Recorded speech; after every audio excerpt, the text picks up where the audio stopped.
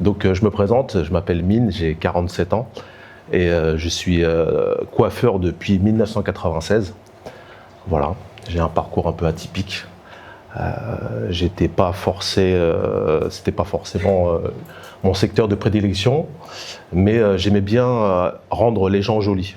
J'étais content de faire des prestations comme ça pour m'amuser, pour le voisin, pour le tonton, pour la tata, et le regard des autres disait oui, c'est joli, donc c'était plaisant.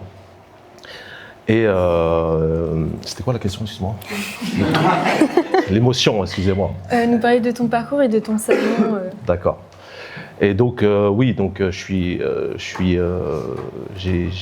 été contraint et forcé de faire des études par mon père, un militaire qui a fait la guerre du Vietnam, etc. J'avais pas le choix. Il voulait que je sois CRS ou policier. Malheureusement, j'ai échoué et je suis retombé dans la coiffure. Et à l'époque déjà, j'ai commencé la coiffure, j'avais 18 ans. Et je me rappelle, en tant qu'apprenti, c'était très très compliqué de trouver un patron. Parce que j'avais 18 ans. Parce qu'un apprenti, c'est 16 ans. Et en francs, c'était pas énorme. Mais genre, j'ai été payé 900 francs et il y avait personne qui voulait de moi. Enfin bref. Et du coup, j'ai réussi à parcourir mon CAP, mon brevet. Et pour la petite anecdote, quand j'ai passé mon CAP en 1998, je suis passé devant un jury donc pour passer votre CAP.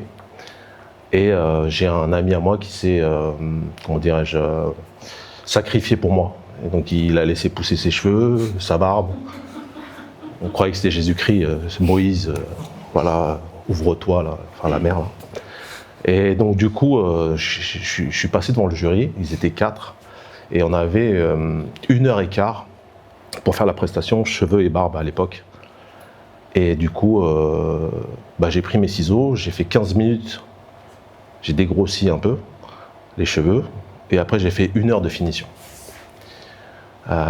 Pourquoi je vous raconte ça? Parce que c'est mon petit moment de gloire et ça me fait plaisir de vous le partager. Et donc 1 heure de finition, tout au ciseau bien sûr. À l'époque c'était pas trop tondeuse, on n'avait pas trop le droit. Et à la fin de ma prestation, je me suis dirigé vers mon sac et j'ai sorti une équerre. Une équerre. Et donc admettons, je fais la mise en situation. Donc il y avait mon modèle qui est là, vous êtes le jury. Donc là je vais prendre mon équerre. Et donc il était assis, ils étaient 4. Et j'ai pris l'équerre, j'ai fait comme ça. J'ai fait comme ça, après j'ai fait comme ça. J'ai reculé, j'ai fait comme ça.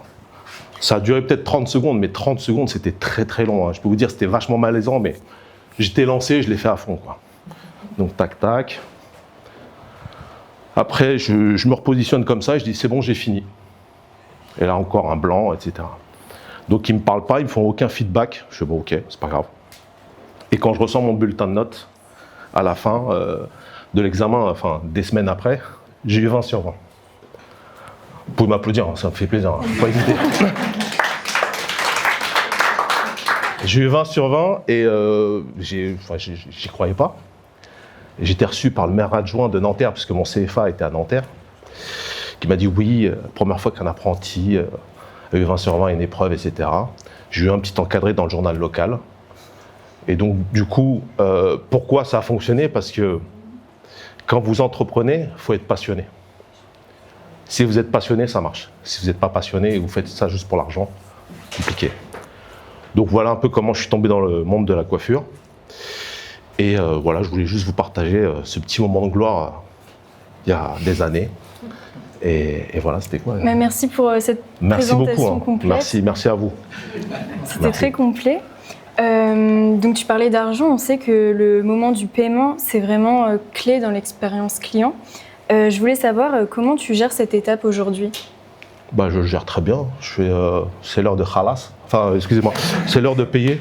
C'est le langage des jeunes maintenant. Pardon. Est-ce que tu utilises un moyen de paiement? Oui. Ouais. Alors, j'ai 2 modèles. Dans mon salon de manucure, j'ai choisi le prépaiement complet en amont. Je vous explique pourquoi. Si vous faites le paiement au libre choix, nous, on a eu beaucoup de soucis avec des clientes qui prenaient des rendez-vous, mais pas des petits rendez-vous, hein, des 3 prestations à la suite, un panier à 190 € et qui ne venait pas. Donc une fois, deux fois, trois fois, c'était compliqué. Donc pour pallier à ça, j'ai réussi à inculquer et éduquer les clientes de notre salon à prépayer directement en ligne. C'est même pas d'acompte, hein. C'est prépaiement direct. Pourquoi ? Parce que comme ça évite les no-shows, les clientes qui ne se pointent pas.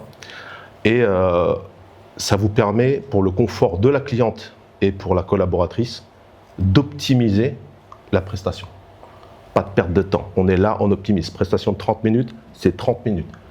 Comme ça, il n'y a pas « je te dois combien, comment je te règle ?» en carte bleue, l'ongle il n'est pas sec, tac, hop, elle se déglingue un ongle, on perd du temps, on recommence, etc. Donc, sur ce salon de manucure, j'ai fait prépaiement direct en ligne. Pour les sans rendez-vous, les gens qui viennent comme ça, donc on a carte bleue ou maintenant Tap to Pay. C'est quoi le Tap to Pay ? Tap to Pay, c'est l'avenir, c'est le futur. Vous avez un téléphone, madame ? Oui. La cliente peut régler directement sur votre téléphone. Ça fait partie de Treatwell. Vous le téléchargez, vous le mettez en place. C'est complètement gratuit. C'est un outil supplémentaire. Alors, que ce soit bien clair, j'ai pas eu d'enveloppe, j'ai pas de partenariat avec Treatwell ou quoi au caisse, d'accord ? Il y a forcément un pourcentage comme pour Stripe. Il y a 2%, un 5%, il y a combien ? Voilà. Donc en fait, sur chaque transaction, vous avez 20 centimes plus 0,79 par transaction. Centimes. 0,79% ou 0,79 ? D'accord. Voilà. Moi, où je fais des virements bancaires, tous mes clients ne veulent pas faire de virement, comme ça évite tous les soucis. Si vous avez réussi à inculquer et éduquer vos clients comme ça, c'est extraordinaire. Moi, par exemple, pour le prépaiement en ligne, j'admets, c'est 2%. Mais je paye mon confort. Voilà, c'est chacun, en fait, il voit.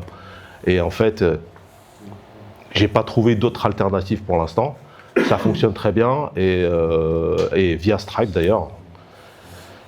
Voilà. Et depuis quand tu utilises Tap to Pay ? Moi, j'utilise Tap to Pay depuis la sortie, en fait. Depuis, je crois, mi-février qu'on l'a mis en place. Ok, donc à chaque rendez-vous, tu l'utilises ? Alors ouais, pour revenir à ce que je disais tout à l'heure, donc pour le salon de manucure, c'est que prépaiement et carte bleue et Tap to Pay. Et moi, pour mon activité de coiffeur, je fais que du Tap to Pay parce que ça me correspond, ça m'arrange, c'est rapide, c'est efficace et il n'y a pas besoin de TPE particulier ou quoi aux caisses. Ce qui est pas clair, en fait, c'est la cliente qui doit avoir l'application ou... Non, rien à voir. C'est un outil qui... Si vous voulez, on va vous mettre une petite vidéo de mise en situation juste pour vous montrer comment ça marche. Parce que c'est vrai que là, on peut... la tête que j'ai, dégueulasse, enfin, c'est pas grave. Ah, ça va, c'est très bien. Hop. Non, ça devrait marcher. Donc là, Ah oui, d'accord. Vous allez au paiement de votre prestation, directement sur Treatwell Connect. Il met sa carte. Et voilà. Efficace, rapide et sûr. Vos clients peuvent régler en toute confiance avec Tap.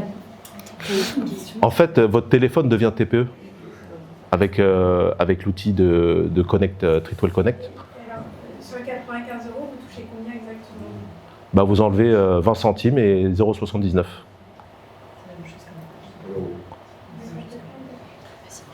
Et Treatwell comme système de caisse. Ouais, c'est ça.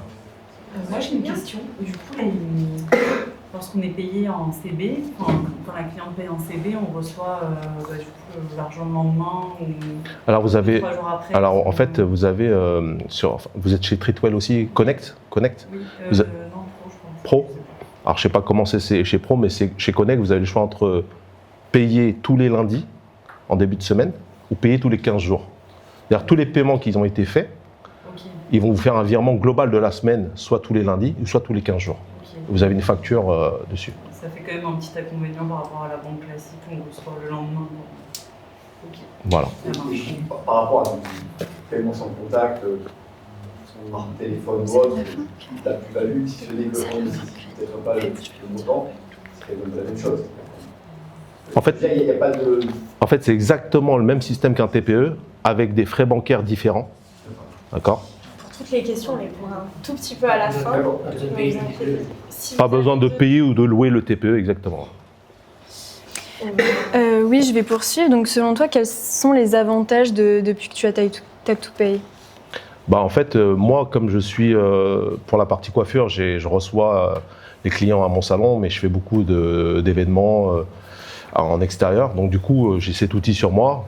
Comme la dame, je peux très bien leur demander de faire un virement bancaire si ça les dérange pas. Mais après, si non, bah, je te règle tout de suite, bah, j'ai une solution qui est sur moi et c'est instantané, quoi. Comme ça, c'est fait.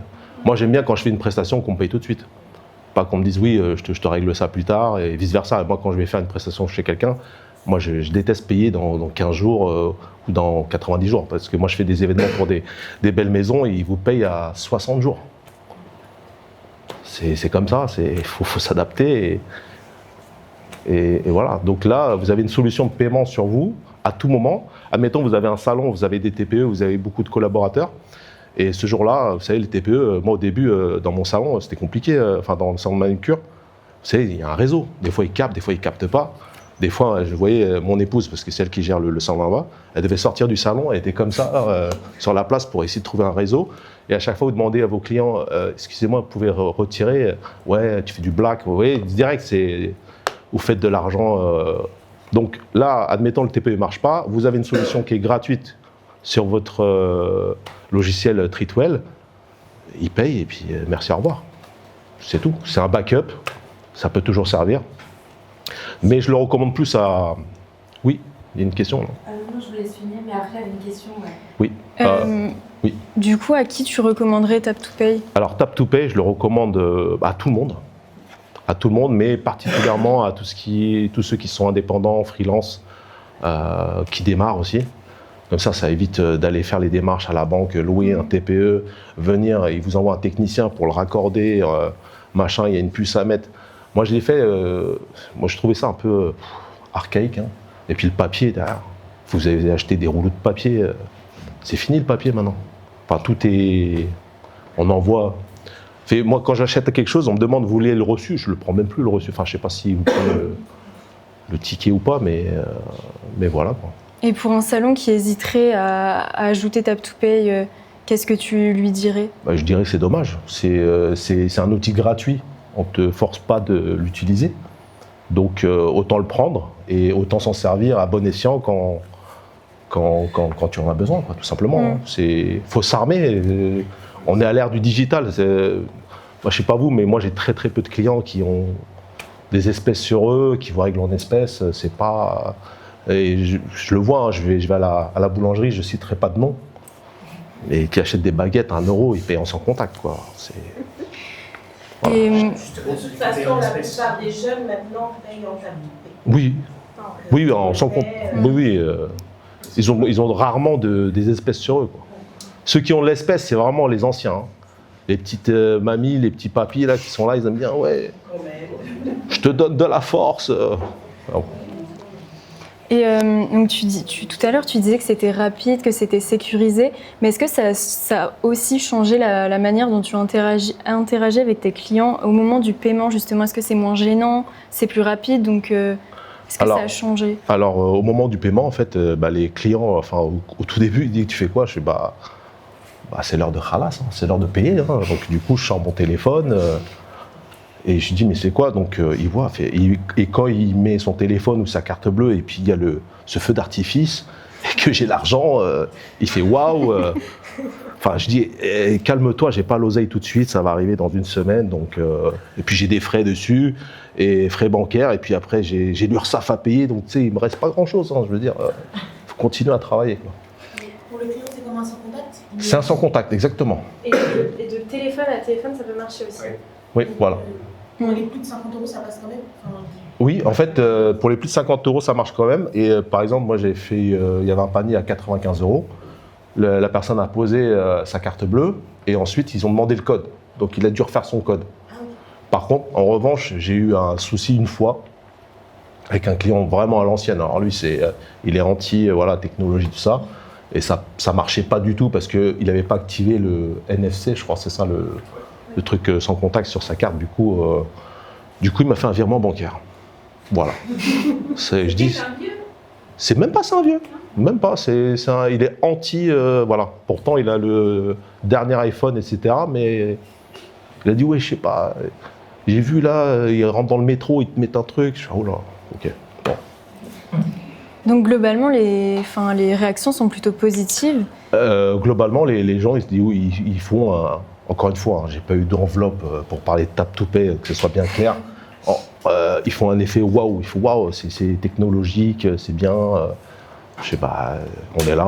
Voilà. Ouais, et est-ce que tu as une autre fonctionnalité qui te permet de gérer les paiements tu nous disais que tu avais la caisse par exemple. Oui, donc moi j'ai pris le package Treatwell Connect avec la caisse. Comme ça, ce qui est pratique, c'est que vous gérez vos stocks, vos rendez-vous, vous déplacez d'un rendez-vous comme ça. À la fin, vous avez le rapport de votre journée. Vous savez combien vous avez fait dans la journée. Je reviens sur le salon de manucure où je fais du prépaiement en ligne. Je regarde l'agenda d'aujourd'hui, je vois qu'il est full. Vous avez déjà un visu de combien vous avez fait de CA de la journée. Si vous êtes loin ou près de votre target, vous pouvez ensuite proposer des ventes additionnelles, rajouter un soin, etc. Voilà, moi, dans mes précédents travaux où j'ai géré des salons de coiffure, on était une équipe de 10. Et donc, chacun avait accès à son agenda, à son planning. Je lui donnais une target, je lui dis, tu me fais tant de ventes, tu as cette prime, tu me fais tant de chiffre d'affaires, tu as cette prime. Et je peux vous dire que quand vous avez cet outil-là et que le mec il se connecte, ça peut que le motiver, parce qu'un apprenti qui arrive, qui fait le premier mois 1 600 € net, et le deuxième mois il tourne à 2 000 € net, à 17 ans, 18 ans, je peux vous dire que le mois d'après, s'il redescend à 1 600, il n'est pas bien. Donc du coup, on met une carotte, c'est donnant-donnant. Donc du coup, voilà, c'est comme ça que j'ai fait, et puis c'est comme ça que j'ai boosté le salon, et c'est comme ça aussi que je suis parti, parce que j'ai fait plus 35% sur le CA global de l'année, et on m'a donné une poignée de main pour me dire merci, sans avoir un petit pécule, quoi. Je veux dire, c'est pas motivant, donc du coup, on s'est mis à son compte, c'est mieux. Et est-ce que du coup, le fait d'avoir tous ces outils digitaux comme la caisse ou encore Tap to Pay, tu penses que ça pourrait rassurer un banquier ou un financeur ? Si vous... Alors, encore une fois, je ne touche pas d'argent avec Treatwell. Si vous allez voir un banquier, vous dites que vous travaillez avec Treatwell, vous venez de montrer les chiffres, moi j'étais à 50 000 partenaires, là, vous êtes à 75 000, bravo, hein, franchement. C'est en Europe. Ah, c'est en Europe, pardon. Ouais. Bravo quand même. Du coup, vous avez vous avez du recul, vous avez un background, vous avez un bon partenaire. Après, c'est à vous de vous vendre de votre projet, quoi. Vous montez votre projet. Du coup, mais au-delà d'aller voir un banquier, vous pouvez voir aussi autour de vous déjà. Oui, selon toi, les principales sources de financement, ça pourrait être soit aller voir un banquier ou alors voir du côté de sa famille, de ses amis, c'est ça ? Moi, je pars d'un principe, si vous voulez vous lancer, déjà, il faut croire en soi. Et il faut savoir aussi investir sur soi. Donc, si vous avez de l'épargne, vous mettez de l'argent sur vous. Parce qu'il y a la facilité d'aller demander de l'argent à un banquier. Il y a aussi la possibilité qu'il vous refuse.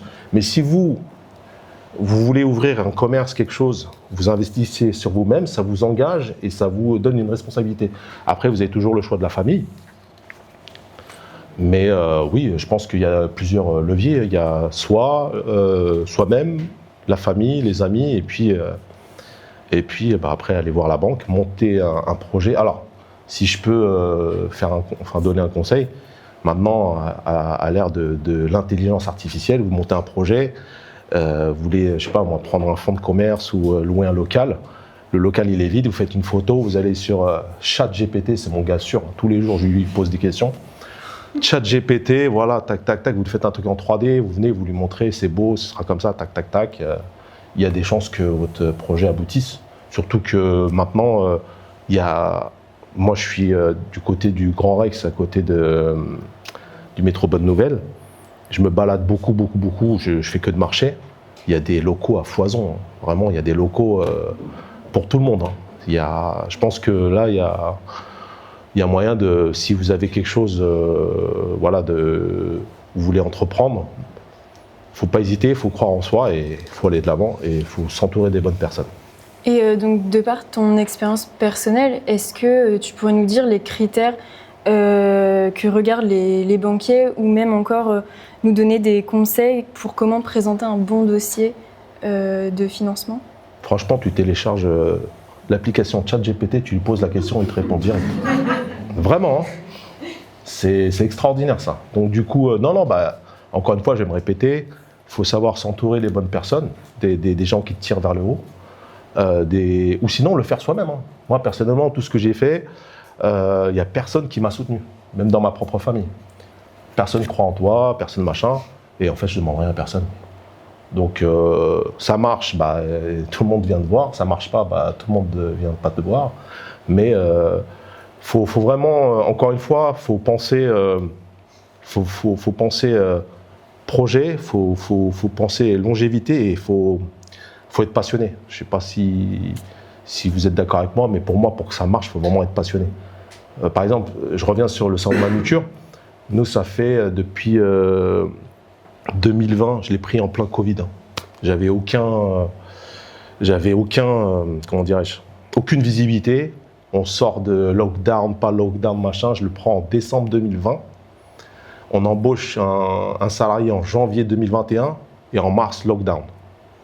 J'ai très peu de trésor et j'avais mis tous mes fonds personnels pour acheter le fonds de commerce. À l'époque, c'était 45 000 €. Voilà. Donc on s'est mis là-dedans, dans cette sauce. On ne savait pas où on allait. Et puis à la fin de l'année, sur le prévisionnel, on m'avait dit tu vas faire tant. Au final, je l'ai éclaté. La deuxième année, je fais un x2, x3, et puis voilà quoi. Et pour la petite histoire, mon épouse, elle était professeure d'anglais. C'est une reconversion qu'elle a faite en 2016. Et je pensais pas qu'elle était douée et passionnée par ce métier. Pour vous dire, j'étais son premier modèle. Donc voilà, je me rappelle, ma fille, elle venait de sortir de son ventre. J'étais là, je lui donnais le biberon. Et avec l'autre main, elle me faisait du coloriage comme ça, sur mon truc, ma femme. Puis après, je dis, c'est l'heure, il faut que j'aille au travail. J'allais au travail, il fait, oh Mine, t'as basculé du côté obscur. Je fais, non, calmez-vous, c'est rien, c'est... J'ai pas basculé du côté obscur de la force. Non, je rigole. Non, c'est... Voilà. Pardon. Merci. Maintenant, on va plutôt s'intéresser au digital. Donc, tout à l'heure, tu parlais des innovations technologiques. Selon toi, quelles sont les craintes des professionnels du secteur de la beauté face à toutes ces innovations technologiques, donc notamment le paiement qui est 100% digitalisé comme Tap to Pay? Moi, je pense qu'on n'a pas le choix. On n'a plus le choix de toute façon. Plus on avance et plus c'est digitalisé, plus c'est du numérique. Ils parlent de bientôt la fin des espèces, etc. Donc, du coup, faut s'adapter. Et je pense qu'il ne faut pas avoir peur. Parce que vraiment, si une technologie veut vous nuire, il vous nuira. Hein. Moi, faut pas avoir peur de... Moi, j'ai jamais eu de soucis si vous parlez de protection, de données, de vol, de tout ça. Moi, partout où vous allez, de toute façon, quoi qu'il arrive, on va vous demander votre nom, votre prénom, votre email, votre date de naissance, donc et votre numéro de téléphone. Donc, quoi qu'il arrive, si la personne ou le hacker ou quelqu'un peut vous nuire, il vous nuira, hein, c'est tout. Hein. Et donc, pour le mot de la fin, si vraiment tu devais donner un conseil aux professionnels de la beauté pour dépasser ces craintes, ce serait, donc là, tu le disais, la sécurité, mais est-ce que tu as d'autres conseils? Je lui dirais que soit il s'adapte à l'ère du temps, c'est-à-dire on avance et il faut s'adapter et puis il faut... avec la nouvelle technologie, soit il reste en mode à l'ancienne avec son crayon papier et son cartable et son cahier quoi, et qui note tout ce qu'il a fait de la journée et qu'après qu'il fasse ses calculs à la fin. Enfin non, je pense qu'il n'y a pas de débat pour moi, faut évoluer avec son temps et après on ne peut pas changer les habitudes, hein. Il y a des anciens, ils aiment bien rester à l'ancienne, hein. Après ça c'est comme ça. Toi tu ferais pas marche arrière, Toi t'es passé par là en plus. Non, mais je ne suis pas passé du côté obscur. Non, je ne ferai pas marche arrière. Et non, je continue. De toute façon, de vous à moi, vous avez tout sur votre téléphone, une facture, un reçu ou quoi aux caisses. vous avez tout à disponibilité quand vous voulez. Moi, ça m'est arrivé plein de fois, j'ai des clientes qui se réveillent 15 jours plus tard. Mine, tu peux m'envoyer, s'il te plaît, un duplicata d'une prestation à 24 € pour se faire rembourser par rapport à sa boîte qui lui rembourse la moitié. Dans ma tête, je dis, c'est une crevarde. Non, je rigole, non, mais pour 12 balles. Bref, donc je lui envoie. Donc ce qui est bien, c'est tac, je lui envoie duplicata, elle l'a, et puis voilà. Donc imaginez, vous n'avez pas cette solution-là, il faut que vous reveniez dans votre salon, sortir le ticket, lui scanner, lui renvoyer. Non. Quand vous avez connu ce service où voilà, vous êtes à l'aise et surtout, pour moi, je ne sais pas ce que vous en pensez, mais pour moi, mon ennemi au quotidien, c'est le temps. Franchement, c'est le temps. Moi, mon quotidien, alors je vais pas faire le mec, hein, vraiment. Moi, c'est 6h minuit tous les jours. Je me lève à 6h, je me couche à minuit. Tous les jours. Le dimanche, 7h, grasse mat. Mais sinon, c'est 6h minuit tous les jours. Voilà. Bah, merci pour cet échange. Merci à vous. Merci. On va passer aux questions. Alors, je sais qu'il y en a déjà qui ont été posées, mais si vous avez des questions, je ne sais pas, sur Tap2Pay ou même sur l'évolution des paiements aujourd'hui. Oui, Isor. Moi, j'avais une question pour Mine, justement, concernant le salon de votre femme. Vu que vous avez mis tous les paiements sécurisés donc, en ligne, est-ce que ça aide les clientes à peut-être faciliter de la vente additionnelle, ou est-ce que justement vous poussez vos employés parce qu'en fait, on a un peu... Parce que moi, par exemple, j'utilise Trictwell et c'est vrai que quand je vais faire mes ongles, je paye tout le temps en ligne.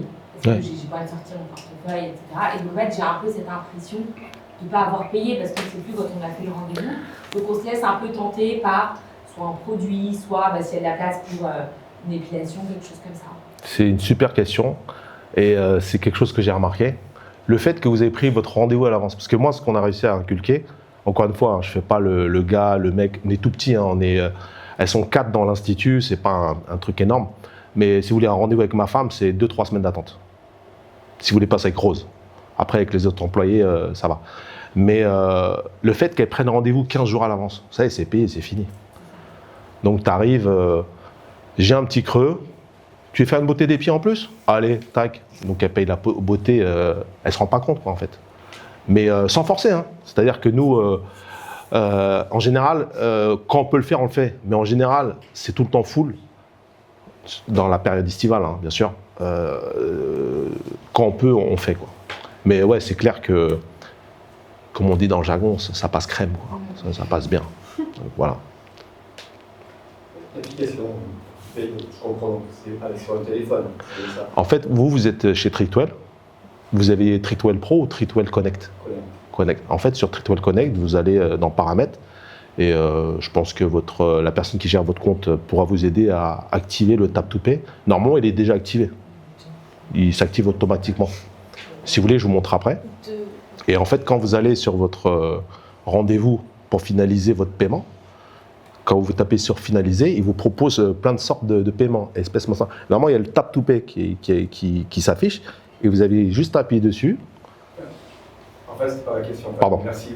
En fait, ce que je veux dire par là, c'est que typiquement, vous êtes 4, nous sommes 8. Oui. Du coup, tout le monde encaisse en fait. Donc, c'est-à-dire que chacun doit sortir son téléphone. Pas du tout. Vous prenez le téléphone ou Lequel? Parce que chacun c'est son téléphone. Alors, c'est le téléphone de l'institut en fait. Nous, par exemple, on a un téléphone et un iPad à l'institut et on n'utilise que les produits, enfin le téléphone du gérant quoi. Il va pas payer avec son téléphone à lui. Enfin, moi, en tout cas, sur chaque collaborateur, eux, ils ont juste accès à leur agenda. Ils n'ont pas accès à la caisse, etc. Dire, moi, bien sûr. Mon téléphone, je ne vais pas le laisser. Ça veut dire bien sûr. Donc, il y a peut-être quelque chose aussi. Bien sûr. Non, mais c'est une très bonne question. C'est très pertinent. Et puis, non, en fait, nous, à la boutique, j'ai un iPad et le téléphone de la boutique. Et donc, pour le paiement de Tap2Pay, si vous voulez vous en servir, vous prenez le téléphone qui a été configuré pour faire le Tap2Pay. Peut-être, je ne sais pas, donc je passe beaucoup de questions à l'équipe Trictwell. Ouais, c'est surtout Laurent ici là, qui pourra répondre après à vos questions. C'est vrai qu'en USB, qui ferait du NFC, qui ferait du coup pour le coup, parce que la plupart des personnes, bon, il y en a, j'imagine, qui ont des téléphones, ça c'est clair. Je pense que nous, par exemple, moi, je suis sur l'ordinateur, principalement. Le téléphone, c'est pour regarder les rendez-vous quand on se déplace. Peut-être qu'avec un port USB, il y a eu le NFC, qui pourrait du coup enfin, avoir à regarder. Je pense que ça peut être un frein. En tout cas, personnellement, chez moi, ça sera un frein parce que je ne donne pas mon téléphone. Et puis les filles, en général, les téléphones sont rangés. Que vraiment, quand vous avez une pause, on va regarder le téléphone. Si vous voulez, on pourra regarder ça après. Et de manière générale, évidemment, pour vous, si vous avez des questions, ou même carrément la mise en place du tableau de on pourra le faire. C'est supposé. Bah, je vous en prie. J'ai pas entendu déjà ta tout paye avec mon second. Et je ne vois pas sur. Il faut avoir la notion caisse. C'est après, il faut avoir son caisse, et après, il y a aussi des mises à jour sur le téléphone, des mises à jour. Enfin, voilà, c'est juste des petites choses à mettre en place, et ça va tout seul sur la télé. Ouais. Ah, pardon. Oui, parce que du coup, je n'ai pas compris, parce que si vous disiez tout à l'heure que vous faisiez des prépaiements systématiques, donc du coup, il n'y a pas de. Non, ça dépend du jeu. Tap to pay. Alors, en fait, sur le salon de Glory, là, je fais, si vous voulez prendre un rendez-vous chez moi en ligne, c'est obligatoire de prépayer directement. Vous pouvez toujours appeler pour savoir s'il y a de la place. Mais si vous appelez, vous avez déjà vu que l'agenda, il n'y a pas de place, vous pouvez toujours tenter votre chance. On ne sait jamais. Oui, il y a des gens qui n'arrivent pas à trouver une place, ils viennent directement, ils tentent leur chance. Et justement, je vous raconte juste cette anecdote. J'avais, avant de mettre le prépaiement directement obligatoire en ligne, donc n'importe qui pouvait prendre rendez-vous. Donc une cliente qui me prend, je sais pas, 1 heure de temps, prend le rendez-vous, ne vient pas. Au même moment, juste avant, j'ai une cliente qui est là, qui veut faire une prestation d'1 heure. Je la refuse parce que je suis complet. Elle s'en va. J'attends 5 minutes, 6 minutes, 10 minutes, je l'appelle, l'autre, elle ne me répond pas. Je perds la cliente qui est partie et j'ai 1 heure de trou. Et je perds du chiffre d'affaires. Et donc je trouve ça... après, voilà, c'est l'être humain dans toute sa splendeur, malheureusement. Et c'est comme ça, quoi. Donc du coup, c'est fini. Et depuis que j'ai fait le prépaiement en ligne, au début, c'était compliqué à inculquer et éduquer nos clientes comme ça. Elles ne comprenaient pas pourquoi il fallait payer. Mais quand la question est bien posée et pas agressive et que je leur explique la situation, et ben maintenant, je n'ai pas de souci, quoi. Et Tap to Pay, du coup, c'est pour ton salon Et Tap to Pay, oui, c'est pour moi. C'est pour. Alors, je l'ai installé aussi, bien sûr, oui. Au salon de ma femme. Et voilà, je t'en ai parlé l'autre jour. Comme par hasard, il y avait une mise à jour du TPE la semaine dernière. Impossible de payer. Et du coup, t'as mis Donc, du coup, ma femme, elle m'appelle, ouais, ça marche pas, machin. Je fais, sors ton téléphone, règle-le comme ça. Donc, ça a marché et tout le monde était content, quoi. Parce qu'en plus, c'était un jour où. Parce que nous, le salon, il n'est pas à côté d'une banque, quoi. Donc, t'imagines d'aller dire, oui, est-ce que tu peux retirer pour venir payer, machin, ou payer la prochaine fois. Là, elle a dégainé son téléphone, elle était toute contente. Du coup, voilà, c'est un backup, ça peut toujours vous servir. Oui, faut juste prendre en compte que voilà, il y a des frais bancaires comme dans n'importe quelle solution de paiement. La cliente est une appli. Pas du tout, pas du tout. Juste sa carte bancaire ou son téléphone. Il y a personne qui a besoin d'application quoi ou qu'est-ce. C'est-à-dire que là, je suis là, je te sors mon téléphone, je mets 30 €, tu me sors ta carte bleue, tu poses dessus, merci, au revoir. C'est tout. Ah oui, elle paye sa carte. Donc ton téléphone devient TPE. Ah oui. Tout simplement. Le vrai intérêt que je vois là-dedans, c'est l'économie de l'allocation du TPE avec la dépense, etc. Oui, En oui, réalité, c'est ça. bien sûr, ouais. Il faut un TPE, nous, on en a 2. Oui, oui, bah oui, oui. Je peux me séparer d'un bien sûr. avec Ouais, bien sûr. Donc oui, dans ce cas-là, l'intérêt il est vraiment là. Après, c'est surtout intéressant, très intéressant pour les indépendants et les freelances. Ouais, Parce ouais. que du coup, ils ont toujours sur eux leur téléphone avec leur terminal. Non, mais quand tu es freelance, franchement, aller demander un TPE à une banque, c'est une galère. Hein. Mais même, il y a un gain de temps aussi. Bah oui. Les frais sont à jour. Ah ouais, mais comme je te parlais. C'est instantané, quoi. Moi, j'ai parlé avec plein d'entrepreneurs et ils me sortaient souvent le problème de réseau parce qu'il y en a, ils sont un peu, pas pignon sur rue, ils sont un peu en retrait dans des cours privés, ça capte mal tout ça. C'est compliqué, quoi. Surtout en pleine. Moi, je suis freelance et j'utilise ce meuble du coup qui a les mêmes fonctionnalités, mais les frais sont beaucoup plus importants que et toutes les banques, c'est encore pire. Moi, je paye 2%, je crois que c'est entre 2 et 2,5% par transaction. Avec ce meuble? Avec ce meuble, ouais, c'est 45. Et plus après, 1%. Moi, je paye à 1,79. En fait, avec en TTC, et après, avec plus, ils prennent en plus. Ça, c'est 1,79, c'est le prix fixe. Et derrière, ils prennent un pourcentage de un variable. Donc en gros, ça revient entre 2 et 2,5%. Ah ouais. En fait, les tap to pay, c'est bien pour les gens qui veulent gagner du temps, quoi. C'est bien pour les gens qui veulent gagner du temps et ceux qui veulent se faire payer immédiatement et rapidement. Il y avait une question juste. Moi, je voudrais savoir si avec Treatwell, on peut avoir une mention prépaiement de 30% pour bloquer le rendez-vous. Est-ce que ça existe ou pas encore? Ça compte. À la compte, pardon. Ça n'existe pas? Non, ça n'existe pas. Je peux répondre à la question. Non, ça n'existe pas. Il faut faire un prépaiement routier ou c'est. Ouais, c'est ça. C'est sur d'autres. Mais ça permet d'engager vos clients.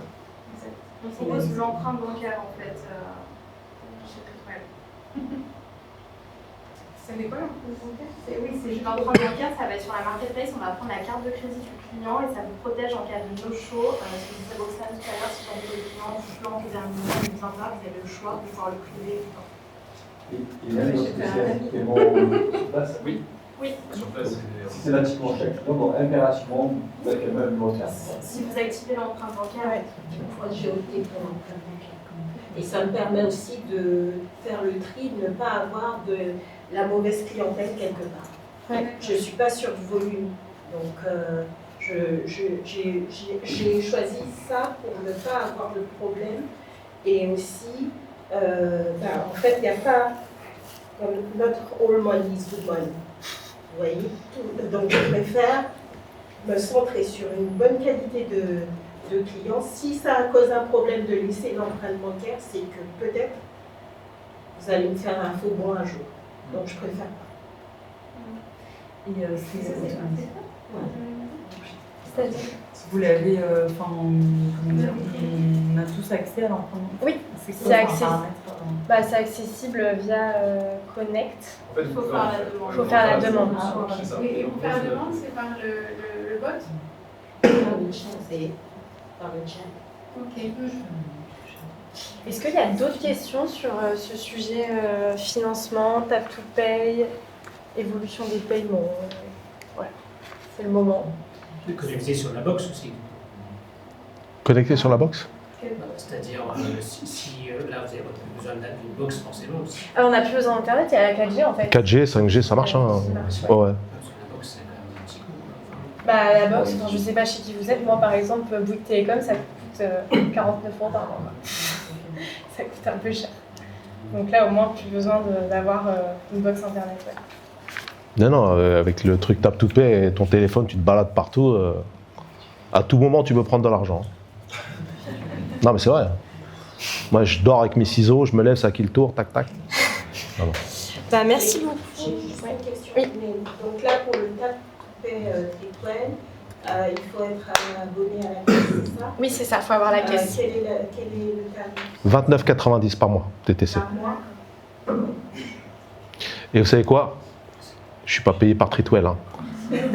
Mais, Ah non, à force de dire. mais je vous ai... L'essayer, c'est l'adopter. Treatwell Connect, moi j'ai fait plein de... Je les ai tous faits. Wavy, Planity, je les ai tous faits. Et pour moi, le meilleur agenda connecté et la caisse, etc., c'est Treatwell Connect. Moi, je suis passé chez Treatwell Pro, c'était pas du tout pour moi, c'était très compliqué. Je suis revenu chez Connect, c'est extraordinaire. Alors, je suis déjà chez Treatwell Connect, mais je n'ai pas la caisse. La caisse. Prenez la caisse. Et j'ai déjà le tap to pay. Alors, là maintenant, je vais voir, ça va être des contacts d'apothicaires, mais je vais voir si au niveau de l'abonnement et les 2%, je m'y retrouve. Là, en fait, vous avez un logiciel pour vos rendez-vous. Chez Treatwell, on est d'accord? C'est ça, l'agenda. Et vous avez une solution de paiement chez quelqu'un d'autre. En fait, là, si vous prenez ici, là, vous avez tout au même endroit. Et vous avez votre rapport de caisse en fin de journée. Donc là, j'ai déjà le rapport de caisse. avec le Treatwell, J'ai déjà ça. vous avez le rapport de caisse? Oui, on a les stats. D'accord, ok. En fait, le rapport de caisse, D'accord. C'est plus complet quand vous avez la caisse. Vous avez encore plus de statistiques. Mais oui, vous avez quand même un... Oui, bien sûr. Avec la caisse. Avec la caisse, du coup, ça va être plus complet. Ouais. Surtout toi, tu as la solution qui permet pour le comptable en fait. Bah oui, c'est ça. Moi, franchement. Je pense qu'il y a des freelances, c'est pour ça. D'accord, ok. Ok. Ouais, bien sûr, je crois. J'entends. D'accord. Ouais, bien sûr. Moi, j'ai une autre question qui n'a rien à voir, mais à quoi sert le... J'ai jamais utilisé le store, ou j'ai jamais connu le store, donc je ne sais même pas de quoi vous parlez. Alors du coup, ça sera plutôt à la fin de la deuxième conférence. Il y a Laurent, pareil, spécialiste du store, qui va pouvoir vous en parler plus longuement, faire une petite démo, vous montrer un petit peu les avantages du store. Mais avec grand plaisir. Alors du coup, on va vite passer à la suite. Merci beaucoup. Merci à vous.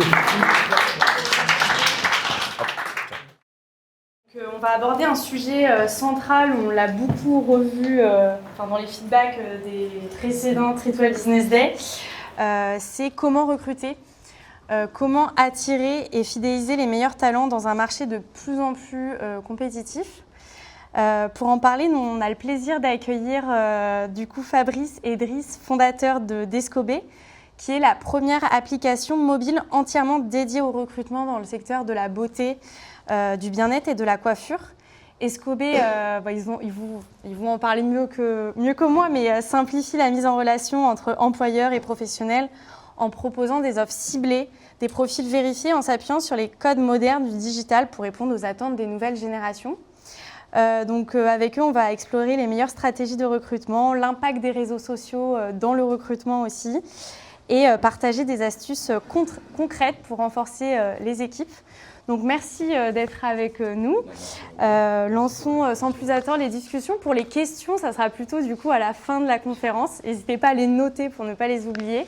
Et du coup, c'est Sarah qui va aussi poser les questions à Fabrice et à Driss. Bonjour tous les deux. Bonjour. Bonjour à tout le monde. Bonjour à tous. Alors, est-ce que vous pouvez vous présenter en quelques mots et ensuite présenter donc Descobé et nous dire aussi comment est venue cette idée de créer cette application? Bonjour à tous, merci pour l'invitation, Treatwell. Donc aujourd'hui, on va parler de recrutement, c'est un peu le fléau, on va dire, de ces dernières années. Donc moi, je m'appelle Fabrice, je suis coiffeur depuis une vingtaine d'années maintenant. J'étais à la tête de 3 salons dans l'hypercentre là, à Paris. J'ai tout arrêté, maintenant je suis en freelance, coiffeur freelance et CEO de Descobé. Et là, c'est mon associé Driss. Alors moi, c'est Driss Slimani, je suis cofondateur effectivement d'Escobé. Je suis en charge de la partie opérationnelle. Voilà, mon background, c'est plutôt banque d'investissement. J'ai rejoint l'aventure il y a 3 ans, aux côtés de Fabrice, donc le porteur de projet. Dans l'équipe, dans la team, il y a Mehdi, donc il s'excuse, il n'a pas pu être là. En même temps, c'est le geek de l'équipe. Voilà. Donc on est ravis aujourd'hui de pouvoir parler de notre entreprise et aussi justement du recrutement, qui est, comme disait Fabrice, le nerf de la guerre aujourd'hui. J'imagine que vous avez tous été confrontés dans vos instituts, vos salons, à ce problème-là. Donc on va tenter de vous apporter des éléments de réponse. Voilà. Donc Descobé, c'est très simple, pour la petite anecdote. Descobé, c'est la contraction de 3 mots, c'est esthétique, coiffure et bien-être. Donc c'est tous les métiers de la beauté dans sa globalité. On a monté ce projet-là ensemble. Pour la petite anecdote, c'est un client à la base, donc, que je coiffais depuis peut-être 5-6 ans, qui s'est greffé au projet. Et Mehdi aussi, c'est un client que je coiffais depuis des années. Et voilà, donc je fédère vraiment les personnes autour de moi et je partage mes idées avec mes clients. Je pense que tout le monde fait un peu la même chose. Et c'est ça aussi la beauté et la richesse de nos métiers. Donc Descobé, tout simplement, est né parce que, comme je vous l'ai dit, j'étais gérant d'établissement, problème de recrutement, nouvelle génération qui souhaite qui souhaite travailler différemment que nous à notre époque peut-être, parce qu'on a à peu près tous le même âge. Donc on a créé Descobé, tout simplement, c'est la vision de comment on peut travailler, comment on peut attirer la nouvelle génération pour les fédérer justement à nos instituts, à nos salons de coiffure, ou justement les accompagner sur d'autres statuts qui est le freelance. Vous devez savoir qu'il y a de plus en plus de freelance sur le marché en France, donc on se greffe un peu au marché anglo-saxon depuis des années déjà. Eux travaillent de cette manière-là et en France ça commence à arriver. On a gagné, pour les petits stats, on a gagné 30% en 5 ans depuis Covid. Il y a 30% de plus de freelance sur le marché. Donc les salons de coiffure sont un peu en baisse. Il y a à peu près 20 000 salons qui vont fermer cette année en 2025. Okay, donc ça c'est notamment lié au recrutement. Il y a énormément de salons, énormément d'instituts, mais peu de monde à l'intérieur. Je ne parle pas de clients, je parle de salariés. Donc nous, on a créé une solution où on essaye de réconcilier un peu toutes ces personnes Et on fait de la mise en relation entre freelance, salariés et gérants d'établissement d'un autre côté. Et tout ça grâce à la technologie d'aujourd'hui où on a mis des algorithmes en place, on a mis un peu d'intelligence artificielle qui va matcher un peu, comme un site de rencontre, on va matcher des profils avec un autre profil. Pour répondre à la question de à qui s'adresse principalement Escobé, on va vous montrer une vidéo.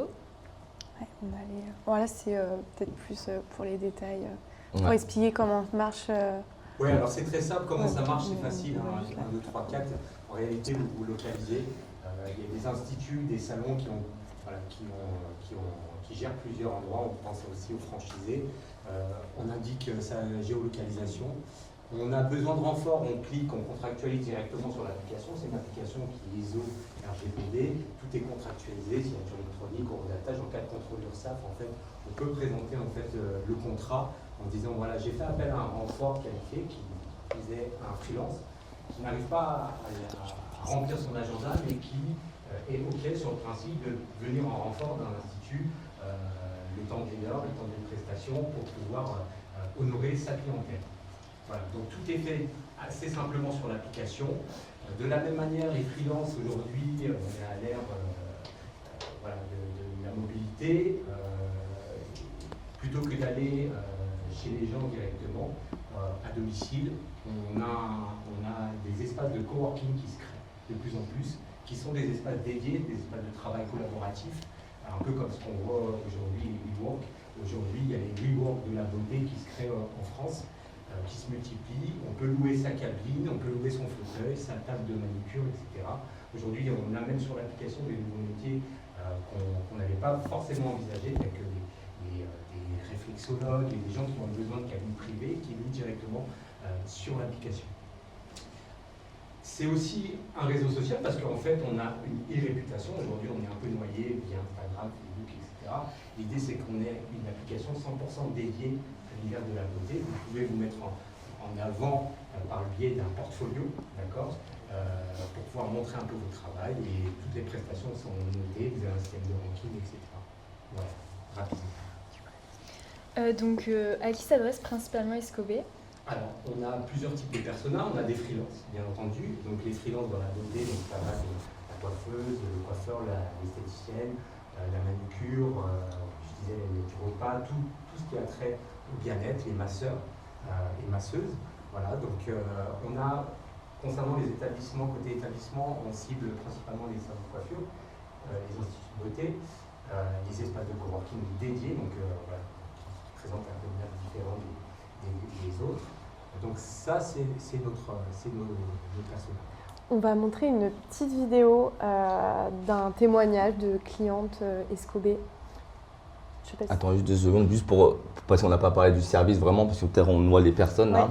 Les services qu'on propose principalement sur l'application, en fait, c'est justement du service de renfort. Donc ça peut être des courtes durées, comme un peu des missions intérim, ou des missions plus longue durée, donc ça peut être du CDD ou CDI. Et de l'autre côté, on optimise vos espaces inutilisés en mettant en location justement ces espaces pour vous faire une rentrée d'argent supplémentaire. Donc là, c'est le témoignage d'un freelance qui utilise notre application et qui utilise les 2 services justement, qui utilise le service de renfort et le service de location aussi. J'espère que c'est assez fort. Salut Fabrice. Oula, très bien et toi? Attendez, c'est un peu fort. Je ne sais pas comment on gère le son ici. Alors, on a lancé en 2021 l'application, on n'avait pas encore de la technologie.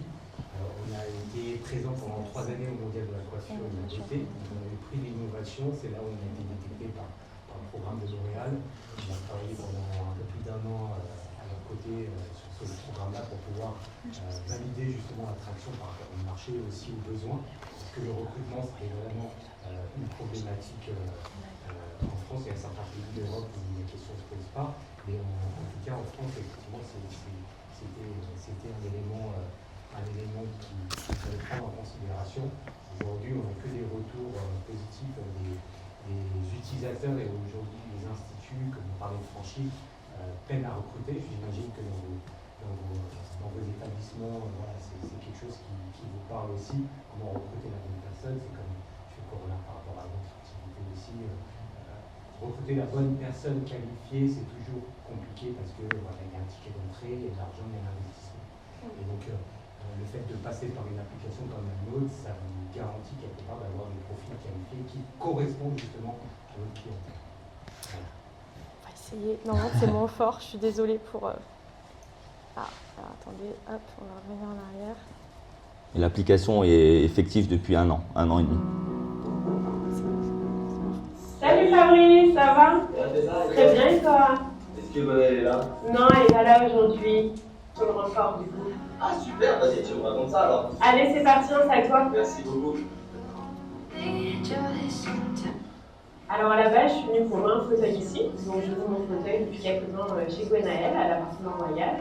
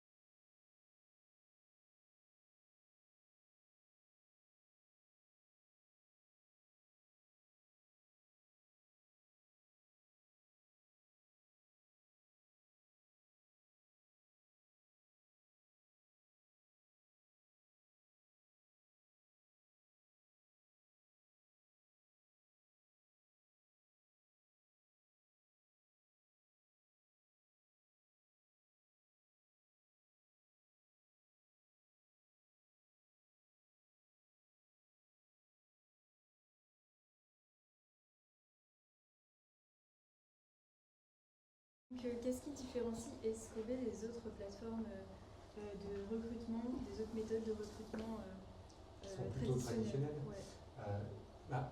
On est 100% digitalisé, on apporte justement une sécurité, parce qu'on a des niveaux de sécurité sur l'application.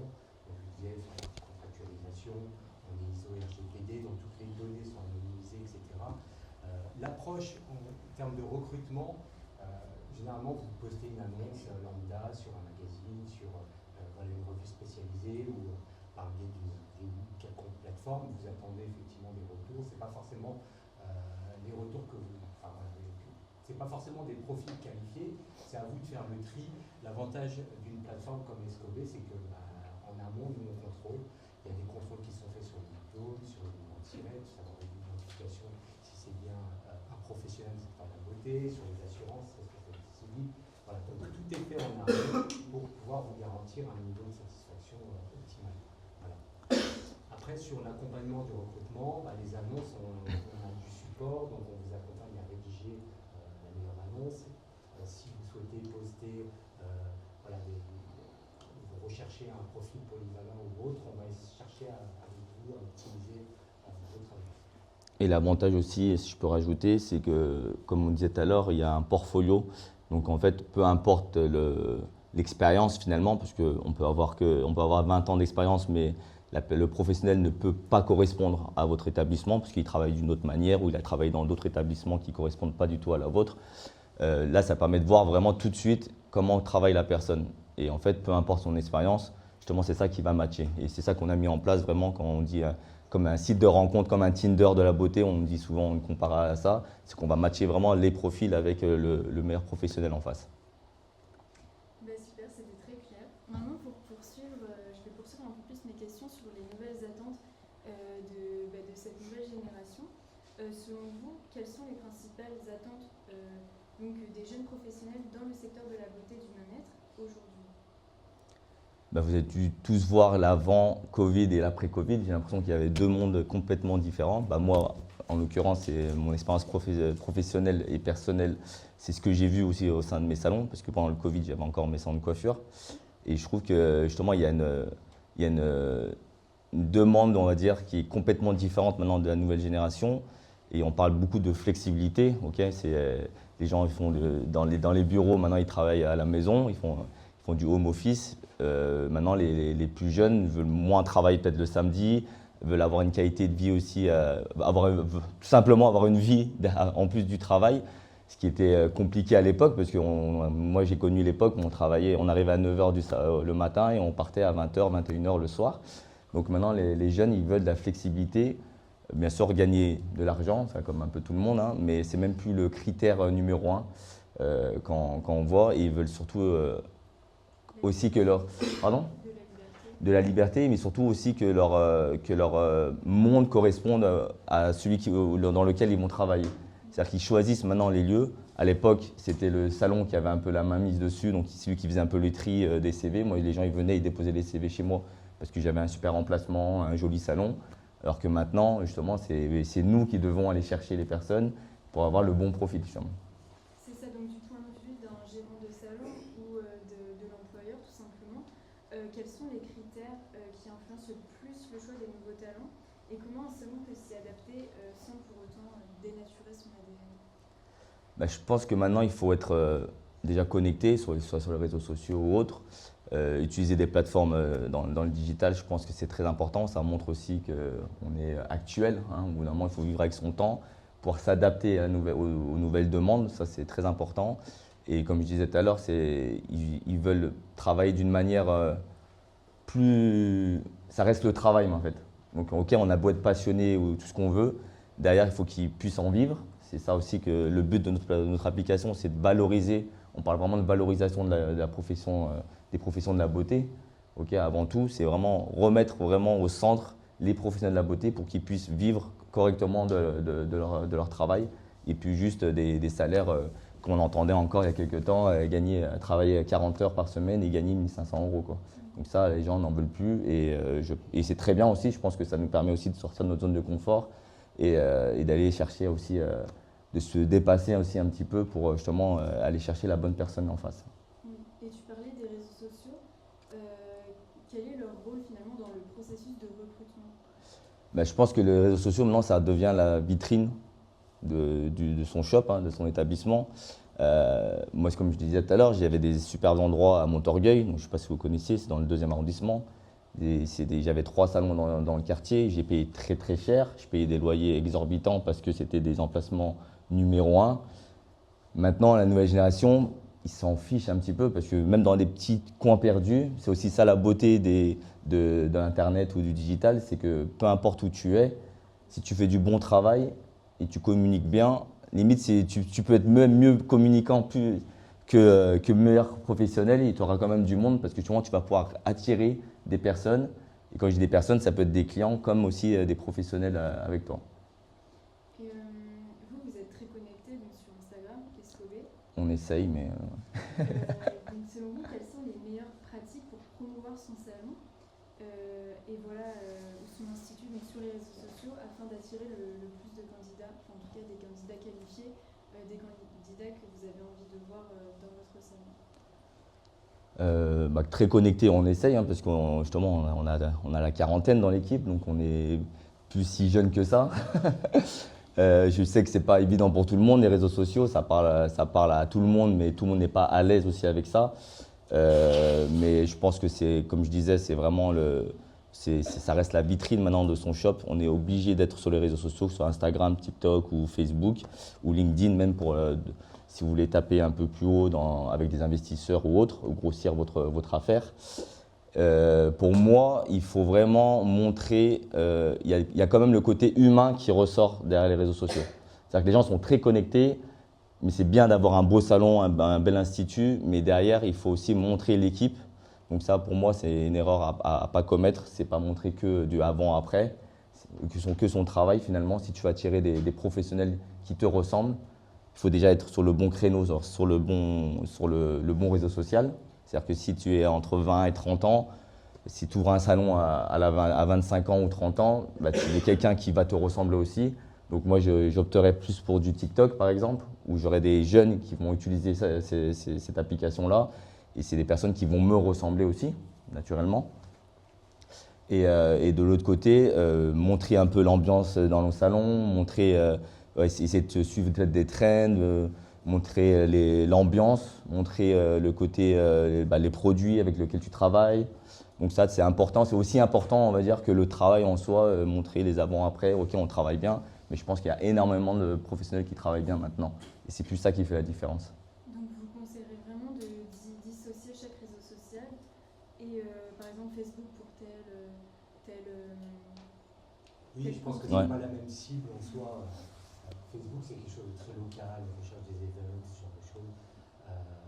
Instagram, comme je disais, Instagram, aujourd'hui, il y a 90% de la population qui est connectée à Internet, il y a 60% qui se connectent à Instagram de manière régulière. Donc la réalité, c'est que c'est un réseau social sur lequel en fait, il faut communiquer. Maintenant, comme disait Fabrice, il faut avoir les codes aussi, il faut communiquer de manière récurrente pour que ça puisse sortir de l'algorithme, etc. LinkedIn, oui, c'est pour de la recherche d'emploi. Voilà, si effectivement vous prenez justement du recrutement, c'est le réseau entre guillemets pour pouvoir se développer, pour pouvoir attirer des investisseurs. Si vous êtes dans une dynamique d'expansion, vous souhaitez vous créer des franchises, ce genre de choses. Voilà, TikTok, oui, la cible c'est beaucoup plus jeune, donc l'impact il n'est pas le même. Donc après derrière c'est une émotion, vous allez peut-être attirer des nouvelles générations, mais sur une émotion, sur quelque chose qui peut vous paraître un peu subjectif, mais pour eux ça va être quelque chose ça va être un peu leur motive en disant la dynamique elle est positive de cet établissement, ça fédère, je me sens bien, donc quelque part je vais rejoindre cette aventure. Voilà. On le voit aussi dans d'autres professions, il n'y a pas uniquement la beauté. Le recrutement, ça pose problème c'est une question de génération, ça pose problème pour des cabinets d'avocats, ça pose problème pour l'artisanat dans sa globalité. Quand j'échange avec d'autres entrepreneurs, ils ont ce type de problématique. Donc encore une fois, c'est vraiment une question de génération, c'est vraiment capter l'émotion, capter les intérêts des uns et des autres. Et je pense que c'est quelque chose qui aujourd'hui est primordial. Oui, et quitte à s'investir, parce que si on ne sait pas le faire, dans ce cas-là, c'est d'allouer un budget pour pouvoir avoir un community manager. Aujourd'hui, ça se fait assez régulièrement. On a des gérants qui nous contactent en disant tiens, qu'est-ce que tu en penses? Oui, ça peut être une bonne idée de prendre un community manager pour pouvoir mettre en avant mon établissement. Et oui, effectivement, c'est quelque chose qui est intéressant. À l'époque, on parlait de site web comme vitrine. Aujourd'hui, la plupart des gens tapent sur Instagram, pour avoir des avis, des recommandations, pour voir qui suit ce compte. Est-ce que je ne m'associe pas d'un point de vue image? Est-ce que les images sont belles? Est-ce qu'elles sont travaillées, etc. Donc c'est vraiment, ça reflète un peu l'état d'esprit aujourd'hui. Et justement, pour mettre en avant son salon, est-ce que vous aviez des idées de contenu spécifique qui pourraient justement attirer des talents qualifiés? C'est ce que je disais tout à l'heure, il faut faire. Moi, je pense, je prime pour après, il y a des interviews comme ça où il faut capter quand même l'attention parce que c'est des vidéos de 2 minutes, 3 minutes souvent. Donc, ça parle pas à tout le monde, ça. Mais si vous voulez juste fédérer une communauté, il faut opter pour des vidéos courtes, justement. Surfer sur des trends, sur des musiques trendy ou sur des formats justement de vidéos qui tournent un peu partout à l'étranger ou quoi que ce soit. Il ne faut pas inventer, il faut les recopier aussi ce qui se fait ailleurs. Montrer le côté humain, ce que je disais, ça pour moi c'est essentiel. Derrière, donc montrer l'équipe, ça permet aussi de fédérer une équipe. C'est un peu la récréation, on va dire, quand on est en team et on fait ok, aujourd'hui c'est journée, pendant 1 heure on fait un break et c'est vidéo TikTok, vidéo Instagram. Je trouve que ça soude aussi une équipe, on crée des liens aussi. Et pour ceux qui ne sont pas à l'aise aussi, ce qui est bien, c'est que ça permet de ne pas se mettre soi-même en vitrine. Si on n'est pas à l'aise avec la face caméra, on peut mettre, selon les formats, on peut mettre soit ses mains ou mettre son équipe. S'ils sont un peu plus jeunes, souvent ils fédèrent plus facilement. Ouais. Et peut-être qu'il y a des partenaires ici qui n'ont pas Instagram ou qui ne sont pas forcément hyper investis sur ce réseau social. Est-ce que vous auriez des conseils à leur donner pour peut-être qu'ils s'y mettent sur Instagram et qu'ils dépassent peut-être cette peur du digital? Ouais, faites-le. Mais Instagram, de toute façon, c'est la vitrine d'aujourd'hui, ce qu'il disait, et selon les statistiques, c'est ça, c'est la vitrine d'un magasin en général, c'est Instagram. TikTok, ça montre l'ambiance. TikTok, c'est vraiment l'intérieur de la boutique où on va montrer l'ambiance, on va montrer l'équipe, les blagues, la rigolade, montrer un peu qui on est. Facebook, ça va être le côté très communautaire où il y a encore, c'est les personnes normalement un peu plus âgées qui utilisent Facebook. Mais moi, je sais que je regarde souvent sur Facebook parce qu'il y a énormément de groupes dans la beauté, dans la coiffure, où ils échangent, il y a pas mal de tips entre eux. Donc, ça reste très communautaire. Donc, voilà, c'est selon ce que tu souhaites viser. Il y a normalement, tu as des réseaux sociaux pour tout type de personnes. Mais comme il disait tout à l'heure, maintenant, ça coûte plus grand-chose d'allouer un budget pour un community manager pour quelques centaines d'euros. Par mois, tu peux avoir un community manager qui vient 1 à 2 fois par semaine te prendre des vidéos si tu ne veux pas le faire, si tu ne sais pas le faire, et qui va te donner des tips pour le réglage de la caméra, de la lumière ou autre. Mais pour moi, c'est primordial. Tu ne peux pas avoir un shop actuellement et pas avoir de réseau social. C'est pas concevable. Et donc pour un salon qui, par exemple, se lancerait dans le recrutement digital, vous lui conseilleriez quoi? Un suivi Un suivi, oui. Mais dans tous les cas, il faut être, surtout, il faut être réactif, exactement. À l'époque, je vous disais, on mettait une annonce. Moi, je mettais sur l'éclaireur, par exemple, c'était le numéro 1, magazine numéro 1 dans la coiffure, où tu postes tes annonces, tu payes ça à 300 ou 400 euros. Tu payes un peu plus cher si tu veux monter en tête de liste sur le site internet ou quoi que ce soit. Tu poses ton annonce, tu payes, et basta, tu attends qu'on t'appelle. Et après, tu te plains parce que les CV que tu as reçus, 99% sont mauvais, ne sont pas ciblés. La plupart, il y en a qui n'ont même pas de papier, il y en a qui ne sont même pas professionnels, donc ça arrive tout le temps. Même moi, je le vois sur Escobé, on m'appelle, oui, mais j'ai pas de papier, je vais pas ça, mais je vais travailler. C'est bien, mais nous, on est une plateforme sécurisée justement, et nous, on est garant pour les gérants d'établissements, justement, on vérifie tous les documents. Donc oui, il faut être très réactif et il faut aller un peu à la chasse aussi. C'est pas juste je poste une annonce et j'attends, il faut aussi aller chercher. Et chez nous, chez Escobé, justement, on peut faire ces deux côtés. C'est-à-dire qu'en tant que gérant, vous pouvez poster une annonce, ok, je recherche prothésisme ongulaire par exemple, payer temps, tout ça. Et en même temps, vous pouvez aller sur le réseau social d'Escobé et là, aller faire votre propre recherche et parler, parce qu'il y a un chat en interne, vous pouvez aller discuter directement avec la personne, échanger avec la personne. Vous avez déjà vu son travail via le portfolio, donc ça c'est super, vous voyez que son travail vous correspond. Et en plus de ça, vous pouvez chatter avec la personne pour les modalités et voir si le salaire lui correspond et prendre rendez-vous pour un entretien classique. Donc ça permet de balayer et de filtrer énormément, quoi. Ouais, je rebondis simplement. Souvent, les gérants d'établissements sont à la fois commerçants, comptables. Voilà. Aujourd'hui, ils sont aussi recruteurs. Parce qu'à l'époque, comme tu disais, il y avait 3 ans de CV, on déposait le CV, on faisait le tri. Aujourd'hui, c'est plutôt de la chasse. C'est-à-dire que les talents aujourd'hui, ce sont à travers les freelances, ils sont très recherchés. Et aujourd'hui, c'est à vous d'aller les chercher, d'aller les capter, de leur montrer effectivement que l'environnement dans lequel l'environnement dans lequel vous souhaitez, l'état d'esprit dans lequel vous êtes, c'est à vous de montrer les avantages. On n'a pas parlé, mais aujourd'hui, les professionnels dans le secteur de la beauté, oui, ils résonnent comme dans tout métier. Aujourd'hui, c'est allouer du temps pour la famille, avoir des avantages comme les comités d'entreprise, si on souhaite être salarié, la flexibilité au niveau des horaires. Je sais qu'il y a des initiatives qui sont lancées, qui ferment les établissements le samedi, pour pouvoir attirer plus de monde. Donc voilà, il y a des actions qui sont entreprises aujourd'hui pour redorer un peu l'image et surtout attirer les nouvelles générations. Est-ce que vous pouvez nous dire si vous voyez des erreurs fréquemment dans les annonces de recrutement et aussi nous dire quels sont les critères qui doivent absolument apparaître dans l'annonce? Les annonces actuelles, pour moi justement, quand je regarde un peu, du coup je surfe un peu sur tous les sites justement d'annonces, elles sont assez floues, elles se ressemblent un peu toutes, c'est-à-dire recherche coiffeur polyvalent, Ils veulent quelqu'un de polyvalent, quelqu'un qui a de l'expérience, qui est sous-payé et qui soit tout de suite réactif, qui soit disponible tout de suite. Et justement, pour moi, l'erreur à pas commettre, c'est déjà ça, si tu veux attirer l'œil déjà du candidat, du bon candidat. Et comme je disais tout à l'heure, je remets toujours le centre sur l'humain, c'est que vraiment parler, que l'annonce soit personnalisée. Quand je dis personnalisée, c'est il faut attirer le candidat comme on attire un client, tout simplement. Donc parler de soi, qu'est-ce que nous on recherche et surtout qu'est-ce qu'on peut lui apporter.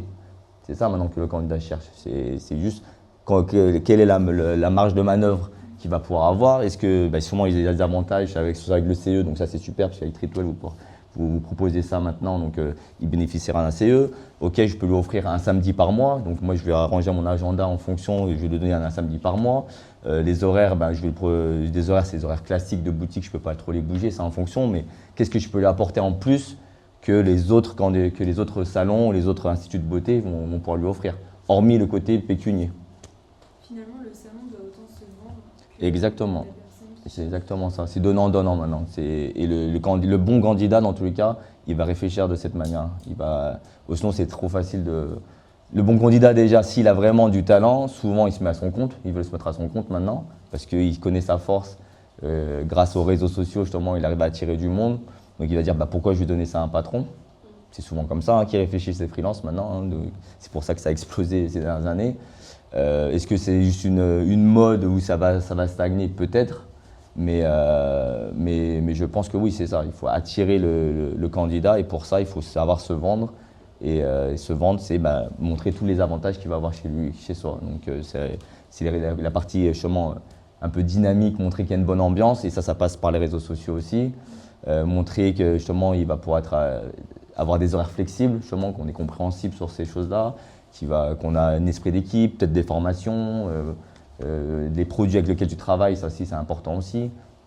Donc voilà, c'est tout ça qui rentre en paramètre maintenant. Ok. Et donc pour conclure cette intervention, est-ce qu'en quelques mots, vous pouvez nous dire la recette idéale pour réussir son recrutement dans le secteur de la beauté? Tu veux? Chacun donne sa version, vas-y. Non, mais le modèle privilégié, le modèle hybride, on en parle, on a parlé de freelance, on a parlé de salariat. Il n'y a pas vraiment de recette miracle, si ce n'est que demain, accepter un modèle hybride où à la fois dans votre établissement, vous avez des freelances qui vont venir pallier au manque de personnel, qui puissent venir honorer votre clientèle pour pouvoir la fidéliser, parce que si derrière vous êtes overbooké et que vous ne pouvez pas les recevoir, ils vont revenir une fois, deux fois et finalement ils vont aller voir ailleurs. Donc c'est de pouvoir avoir ce modèle-là où vous allez à la fois attirer des freelances et du salariat aussi. Après, c'est vraiment être focus sur les valeurs que vous êtes propres, garder cette authenticité, cette singularité aussi par rapport à votre institut. Moi, je discute avec pas mal de patrons de franchise qui peinent justement à changer de mindset. Quand on a quelques instituts, c'est plus facile, on est plus agile dans l'approche. Et donc, c'est à vous, effectivement, de changer les choses aujourd'hui, parce que vous voyez que la mentalité change. On parlait un peu du modèle américain qui vient finalement, qui vient en France. À la différence près, c'est que aux États-Unis, avant Covid, 95% des professionnels étaient freelance. Sauf qu'ils allaient dans un salon, dans un institut de beauté, ils partageaient 50-50 la facture. Avec Covid, ils se sont rendus compte qu'ils ont conservé cette clientèle. Sauf que le fait d'avoir conservé la clientèle, mais de se dire je me mets 100% dans ma poche, je ne vais pas revenir dans le salon pour pouvoir lui reverser 50%. Donc de là, c'est créer des modèles de coworking, ce qu'ils appellent les suites aux États-Unis. C'est des box dédiées. Vous avez votre table d'esthétique, vous avez votre bac et votre fauteuil de coiffure. Vous vous loquez. Aujourd'hui, tout est allé digitaliser. Nous, on gère des établissements partout en France. C'est pas propre à Paris ou autre. On a des établissements à Marseille et à Toulouse. Tout est digitalisé. Le freelance, avec un QR code, il rentre dans l'établissement, il book directement, il reçoit sa clientèle. Il n'y a personne dans l'établissement, tout automatisé. Voilà, donc aujourd'hui, c'est vraiment une nouvelle approche, une nouvelle ère. Voilà. Et encore une fois, c'est bien. Nous, notre vision, c'est pas que du freelancing. Je pense que c'est bien d'associer les deux, d'avoir à la fois du salariat et parce que ça.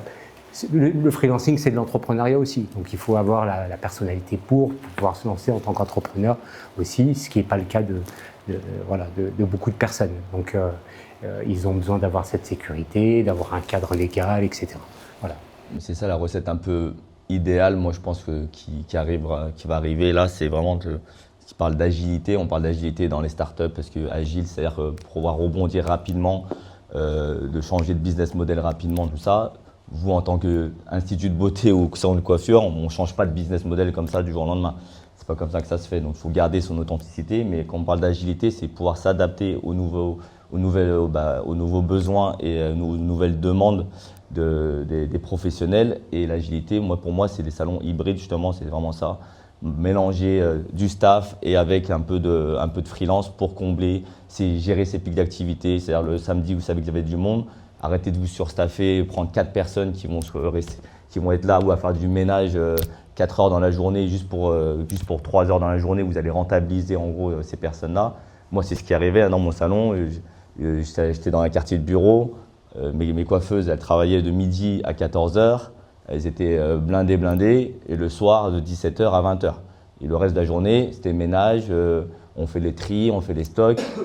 C'est pas très intéressant, même pour elles comme pour moi. Et j'avais besoin de cette main-d'œuvre-là quand même, parce qu'en fait, au moment où j'avais de la demande, il fallait que j'ai 4, 5 personnes, 6 personnes à temps plein à ce moment-là. Mais avec le freelance, justement, avec cette opportunité-là, on permet vraiment de gérer vos pics de demande en prenant des personnes que à ces moments-là. Et pour moi, c'est ça la clé vraiment du salon de demain, c'est vraiment de pouvoir gérer ces temps faibles et ces rushs d'activité. Et le reste du temps, vous les mettez en location, ça vous fait une rentrée d'argent supplémentaire. Moi, pour vous donner un exemple, je travaille dans le 8e maintenant en tant que freelance. La personne, je lui ai rentré Escobé du coup, parce que c'est devenu une cliente, bien sûr. Elles étaient 2 dans le salon, 7 fauteuils de coiffure. Elle a un loyer à 3000 et quelques euros. Dès que je suis arrivé, je lui ai mis Escobé. Moi, je loue chez elle déjà. Par mois, j'en ai pour à peu près 1000 euros par mois. Moi, je viens avec ma clientèle, je viens avec mes produits, mes clients. Moi, je fais ma vie. J'ai les clés elle a mis une boîte à clés. Ça lui a coûté 20 euros d'investissement, plus l'abonnement, parce que les gérants payent un abonnement sur l'application pour qu'on puisse lui mettre ses fauteuils à disposition. Je lui ai emmené 4 freelances avec moi. J'ai ramené 4 freelances. Je lui ai rempli son salon. Elle a en moyenne entre 2000 et 2500 euros par mois sans rien faire. Elle change de business model. Sa coiffeuse est partie il y a 1 mois. Elle me dit Fabrice, je n'arrive pas à recruter dans tous les cas et j'ai pas envie de revenir à 100% au salon, gérer une équipe parce que je sais très bien que c'est un casse-tête. Donc là, elle change de business model radicalement et elle passe en coworking, en full coworking. Voilà, c'est un exemple parmi tant d'autres. Je ne dis pas que c'est la clé, je dis juste que c'est une possibilité et c'est une alternative maintenant qui existe réellement. La plupart des professionnels, je trouve qu'ils ont sur la France, ont du mal à repenser ce business model.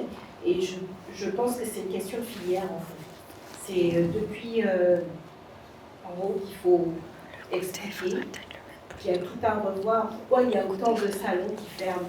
C'est qu'il n'y a pas eu l'évolution en fonction de la société. Donc,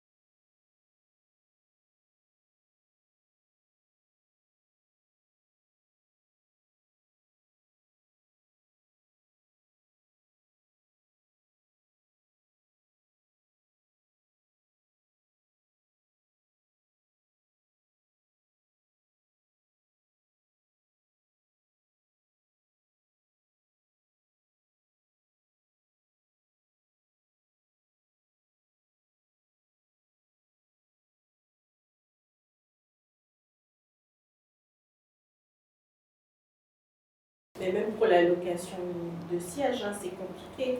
Ouvrir la porte et dire vous voyez que le salon est vide, est-ce que je peux non, c'est un refus catégorique. Alors que de partout on a réussi à rentrer, parce que ça a été dur justement de rentrer dans certains établissements, on n'a que des retours positifs, que ce soit du patron ou du staff, parce que finalement le staff il est content aussi quand vos collaborateurs ou collaboratrices voient du monde passer. Ça permet de voir aussi autre chose que d'être enfermé dans son salon. Simplement, on s'inspire aussi des autres. Hein. Et les freelances, on a beau dire ce qu'on veut, ce sont des bons. Il y a pas ceux qui se mettent en freelance, c'est des personnes qui sont sûres d'eux, qui sont entrepreneurs déjà aussi un petit peu, donc ils ont un leadership un peu naturel et qui savent travailler, quoi, parce qu'ils ont une clientèle. Donc en fait, c'est pas des mauvais qui viennent travailler chez vous. Donc quand vous inspirez des bons, et en plus de ça, ça tourne, on échange des tips, ça permet d'essayer des produits. J'ai jamais essayé autant de produits, moi, que depuis que je suis en freelance. Parce que quand j'étais dans mon salon, j'avais ma marque, parce que j'ai des avantages, bien sûr, de travailler avec qu'une seule marque. Plus tu commandes, plus tu as des avantages. Donc naturellement, je commandais que chez une marque. Là, maintenant que je travaille en freelance, je me nourris de tous mes collègues freelance. On crée aussi comme une équipe, tout le monde s'entraide. Et en même temps, on partage des tips et ça nous fait évoluer aussi. Donc moi, j'ai que des retours positifs, justement, que ce soit des gérants ou des salariés. Mais comme tu disais, ça prend aussi un peu de temps, c'est du changement, c'est nouveau, donc ça va arriver petit à petit. Et par rapport, si je peux rebondir, par rapport à la location aussi, le fait de pousser une porte, quand vous êtes freelance, vous poussez les portes pour pouvoir proposer justement vos services et de pouvoir louer les fauteuils. Effectivement, il y a des craintes parce qu'il y a la législation, il y a le salariat déguisé, effectivement, l'épée de Damoclès au-dessus de la tête. Le fait de passer par une plateforme comme la nôtre tierce, en fait, ça vous dédouane quelque part parce que vous n'avez pas de lien de subordination avec le gérant. Vous êtes freelance, donc de nature, vous pouvez accepter des missions à droite à gauche. Alors que si effectivement vous louez systématiquement dans le même emplacement, effectivement, on peut vous requalifier en salariat déguisé. Voilà. Et donc souvent on nous dit moi je le fais déjà, sauf que je lui fais une facture à la fin. Je lui dis ouais mais les contrôles URSSAF ils se font jamais in fine, ils se font toujours en amont. Et si c'est pas borné, il n'y a pas un cadre juridique. Pourquoi vous êtes là? Quelles sont les dates? Voilà, date début, date de fin, le prix horaire que vous êtes fixé, sur quel type de service. Ça c'est quelque chose qui est primordial en fait. Parce que le faire a posteriori, en fait, ça ne vous engage à rien. C'est de se dire, voilà, et souvent, c'était la politique de l'autruche, le gérant baissait la tête, je ne sais pas qui est cette personne, voilà, c'est un client, ou certains se faisaient passer pour des clients, etc. Donc le fait d'avoir une plateforme comme celle-ci, en fait, ça rassure aussi les gérants d'instituts et de salons de coiffure et d'espaces coworking qui permettent justement d'agir sereinement, en fait, et de manière déclarative. Voilà. Donc, admettons que j'ai repéré un salon, il m'a dit non, je vous passe le contact et vous voyez… Ouais, on peut rentrer en contact avec lui, ça nous est déjà arrivé. Ça va dans les deux sens, ouais. C'est-à-dire que nous, on a déjà, bien sûr, des établissements avec qui on travaille. On a à peu près 800 établissements en France actuellement. Donc, tu as le choix s'il y a des lieux qui te plaisent. Ou sinon, s'il y a un lieu qui te plaît vraiment précisément, mais qui n'est pas encore sur notre plateforme, tu peux nous refiler le contact et nous, on rentre en contact avec lui pour le mettre sur l'application si tu souhaites passer avec ça. Ça permet de sécuriser justement les transactions. C'est comme un chauffeur Uber par exemple, il est sur l'application et une fois il a toujours essayé, tout le monde est passé par là, il a essayé de passer un peu en dehors, il dit ok je te prends sans l'application et tu me payes comme ça, et même si je te fais une facture, mais en cas de contrôle, qu'est-ce qui va prouver qu'il allait vous faire une facture en fait? Il n'y a rien qui prouve, en sachant qu'il y a de plus en plus de contrôles URSSAF en plus dans les salons et les instituts de beauté. Ils en ont fait un peu leur bataille là, sur les freelances, tout ça, avec tous les salariés déguisés. Il y a énormément de salariés déguisés. Donc là, je sais que j'ai assisté à une conférence il n'y a pas si longtemps et ils essayent d'attaquer sur ce créneau-là. Mais le fait de passer sur l'application, justement, ça vient sécuriser toutes les transactions. Et tout le monde est tranquille. Et en plus de ça, le gérant, ce n'est pas du travail supplémentaire. Il faut savoir que quand on est sur l'application, tout est géré automatiquement sur l'application. C'est-à-dire qu'il va mettre son fauteuil numéro 1 jusqu'à 10, il y a 10 fauteuils, il les numérote, il met le prix à l'heure, à la journée, au mois, il fait comme il veut, il met le prix qu'il souhaite. Et après, il met les journées qui sont disponibles. Et après, tout se fait sur l'application. Le freelance va louer dessus, va payer dessus. Et après, ils peuvent discuter s'ils souhaitent aller un peu plus loin dans les modalités et dire, je sais pas, moi, tu veux un peu plus tôt si tu veux faire une visite du salon ou quoi que ce soit. Mais tout se passe dessus. Le gérant, c'est pas du travail supplémentaire qu'on lui apporte. Au contraire, tout est automatisé sur l'application. On va passer, merci beaucoup pour ces réponses et questions pour Sarah. Alors juste, je crois qu'on a une slide sur l'offre du jour. On va peut-être passer aux questions. Ah ok, d'accord, très bien. On va vous proposer du coup l'offre Escobé du jour juste pour vous. Alors je sais pas, je sais qu'il y a Maxime qui est ici qui utilise Escobé. Je sais pas si tu as quelque chose à dire avant que les questions commencent. Bien Maxime. Peut-être partager ton expérience. Maxime qui est un ami coiffeur de longue date, on s'est connu à l'école et qui est maintenant freelance. Et lui-même peut vous parler tout simplement de son expérience parce qu'il est utilisateur de tous les services. Moi, en fait, j'étais salarié pendant 14 ans et en fait, j'ai voulu me mettre à mon compte, donc tout simplement. Et en fait, grâce à Escobé, ça m'a permis de trouver des salons adéquats qui matchaient un peu avec ce que je recherchais en termes de qualité, mais aussi également des fois sur des temps libres pour faire des missions qu'ils proposaient. Avec des contrats, rencontrer des gens. Et en fait, l'application, il y a un côté vachement fonctionnel. Vous avez les tarifs que les salons proposent par rapport à l'heure, tous les espaces, quoi. Enfin, c'est le côté facile, en fait. Comme on pourrait faire un peu le Airbnb du travail, quoi. C'est un peu ça, ouais. Tout en étant sécurisé. Donc voilà, moi je suis content, j'utilise Escobé depuis l'ouverture. Et d'ailleurs, là, j'ai un rendez-vous, donc je dois partir. Mais vous avez des questions pour Maxime ou pas? Mais en fait, c'est vraiment, ouais, parce que c'est vraiment une application qui est facile, qui est fonctionnelle et que moi j'utilise, qui est top, en fait. Donc, voilà, si vous avez des questions, dites-moi. Et la prise de rendez-vous, ça ne fait pas là-dessus, en fait? Non, la prise de rendez-vous, moi, j'ai fait avec Treatwell. En fait, je travaille avec Treatwell et justement, là, j'ai un client qui a pris rendez-vous directement. Donc là, pendant que j'écoutais, en fait, je suis allé sur Escobé, je réserve un peu sur les heures d'ouverture du salon, une heure, et donc on valide l'heure, le salon valide l'heure, et après moi je valide mon client, et là j'y vais tout de suite. Donc c'est tac-tac, quoi. C'est justement, ça marche bien en fait. Je vais faire Treatwell, et après je vais sur Escobé, et là je vais y aller. Ça permet en fait pour le freelance de payer que quand on gagne en fait finalement. Ouais, c'est ça. Que quand on gagne. On ne paye pas pour les heures de Et la même chose pour le massage. Il y a beaucoup d'instituts. Est-ce que vous travaillez avec des instituts? Oui, avec des cabines. Des sociétés qui vendent des heures des locations à l'heure ou à la mi-journée? Vous avez ça? Bien sûr, oui. Ouais. Vous pouvez possibilité de louer des cabines. En fait, c'est des cabines avec déjà le matériel, en fait, c'est ça. Et vous venez juste avec votre clientèle et vos produits. Effectivement, on parlait effectivement de la location de cabines privées, mais également du renfort, parce qu'on a déjà travaillé avec des hôtels 5 étoiles qui nous demandaient des masseurs et masseuses pour des prestations. Si effectivement vous vous rendez compte que dans votre agenda, ça vous permet, vous n'avez pas suffisamment de clients, c'est de pouvoir pallier, de pouvoir réconcilier un peu les freelances avec les gérants d'établissement, de se dire j'ai quelqu'un, j'ai une masseuse qui suit ce tel protocole, qui répond à mes critères et sur lequel je peux la booker 4 heures pour pouvoir honorer ma clientèle. Parce qu'en fait, quand vous vous inscrivez en tant que freelance, vous mettez vos spécialités en fait. Donc c'est là aussi que ça va matcher, comme je disais tout à l'heure. Donc vous me dites, je ne sais pas si vous êtes spécialisé dans un massage spécifique justement, que tout le monde ne fait pas spécialement. Ça, vous allez ressortir dans l'algorithme quand l'établissement va faire une recherche, il va tomber sur votre profil en premier. Et après, il y a un système de notation, bien sûr, comme sur Treatwell. Vous êtes noté à la fin d'une mission, vous êtes noté justement sur plusieurs critères, sur la technique, sur la partie si vous êtes à l'heure ou pas, si vous êtes sympa, agréable. Il y a plein de choses comme ça qui rentrent en compte. C'est pas que vous êtes bonne dans ce que vous faites, il y a toute la partie aussi e-réputation.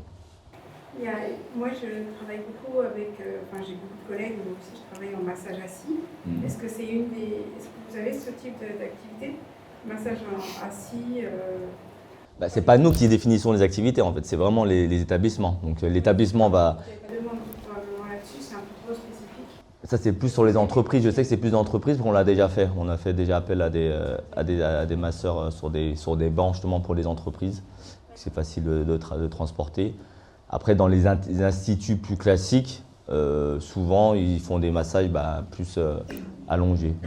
C'est une solution, c'est effectivement, soit un institut partenaire qui trouverait d'investir dans une chaise qui est à disposition parce qu'il dit qu'on va rentabiliser, ou alors même suggérer quelque part à certains instituts de pouvoir le faire. Nous, personnellement, on n'en a pas, parce que je ne vois pas cette prestation-là, mais personnellement, j'ai un espace. Moi, oui, exactement. Vous me dites, moi dans le 5e, je veux bien avoir un endroit, ça ne pose pas de problème, à mettre une dalle, une chaise, ça sera rentabilisé dans les mois qui vont suivre. En fait, on a des... Après, je pense que voilà, il y a des demandes aussi, en fait, ça se crée aussi l'offre et le service. C'est-à-dire que maintenant, moi en tant que salon de coiffure, je n'ai aucune connaissance sur l'esthétique, ok. Mais si je veux offrir, si je commence je vois que ma clientèle me demande, me pose la question, est-ce que tu peux faire venir une prothésiste angulaire ou autre tel jour ou tel jour, moi justement grâce à l'application, je peux créer ce service-là et faire appel à une freelance qui va venir le samedi par exemple.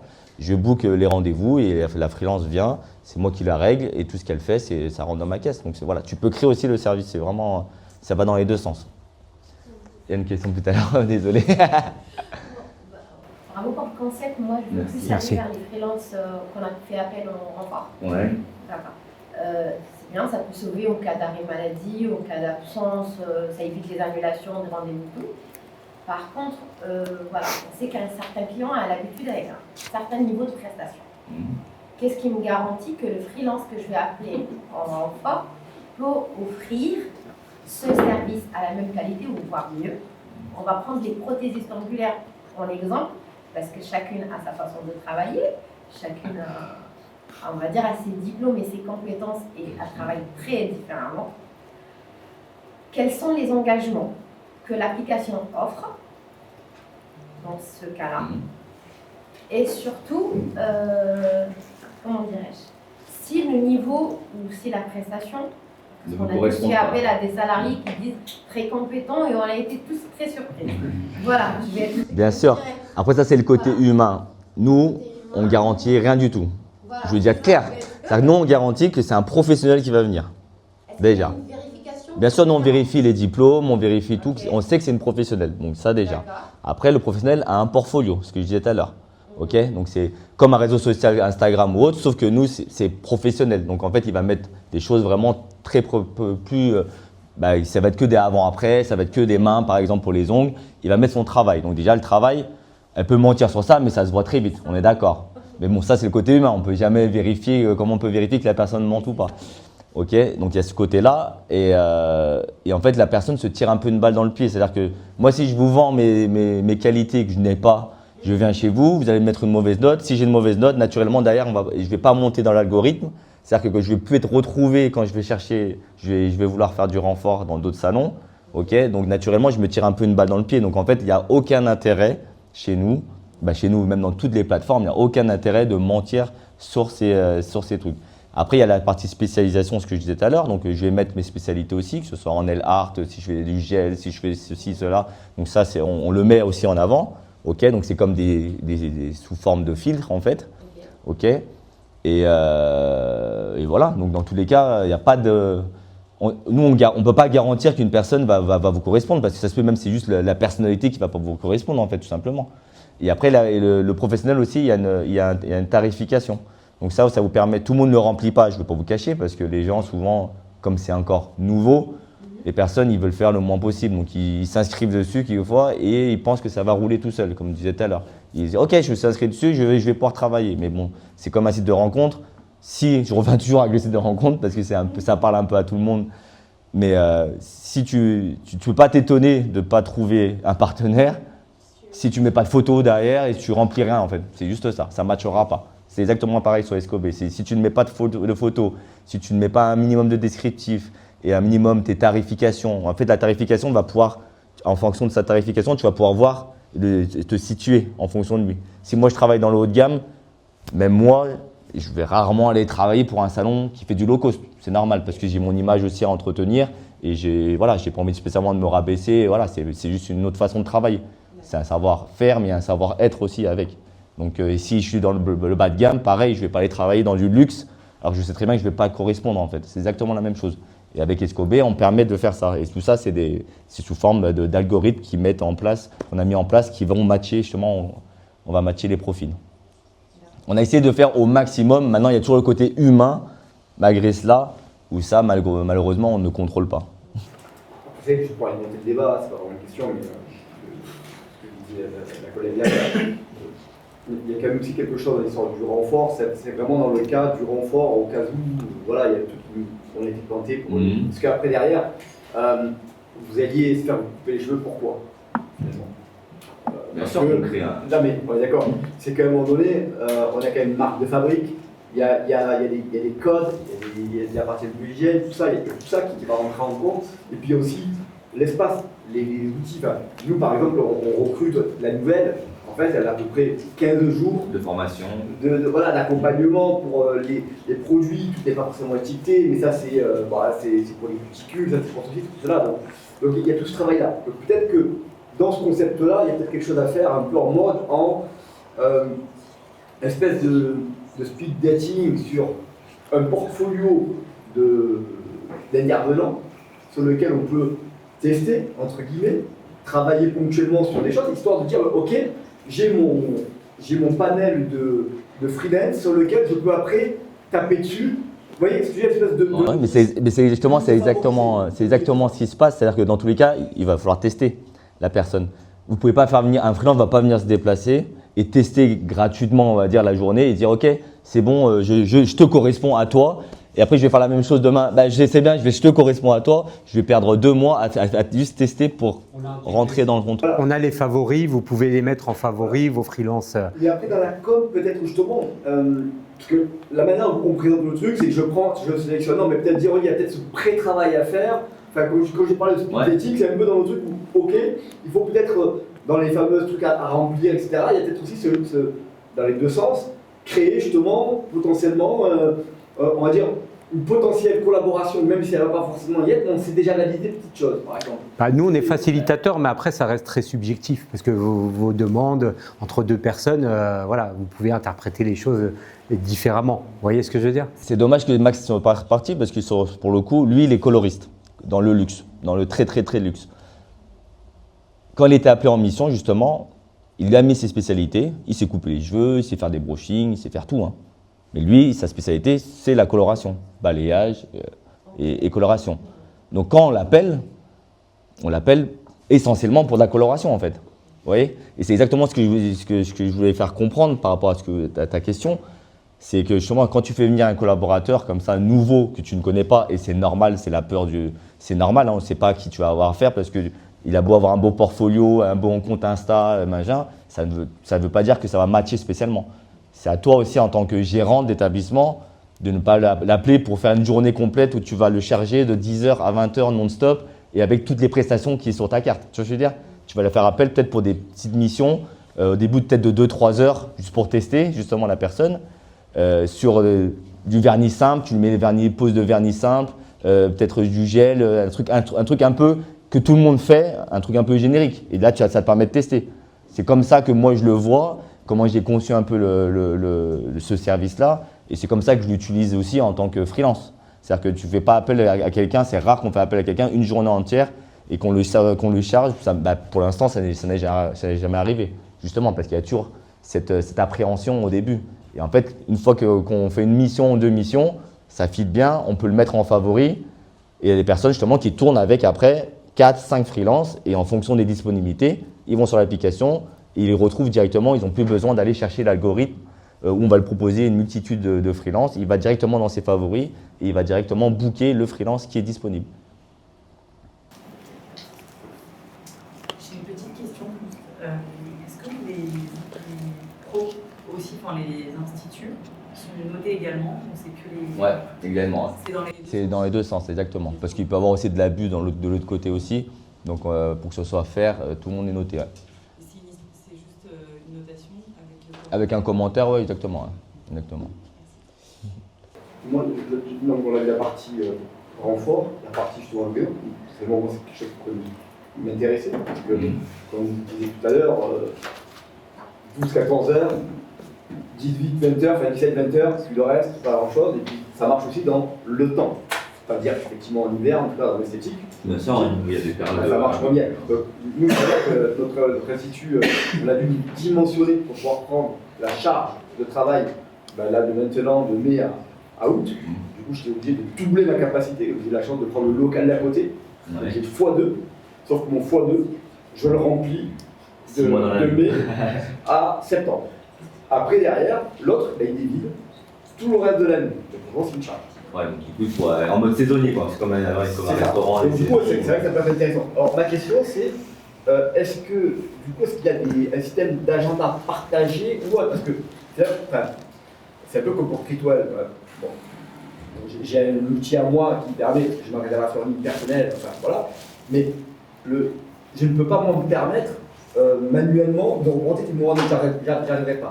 Donc moi, quand on prend un rendez-vous par exemple sur mon site, ça va tout de suite bloquer Critwell. Pour dire, ce créneau n'est pas disponible.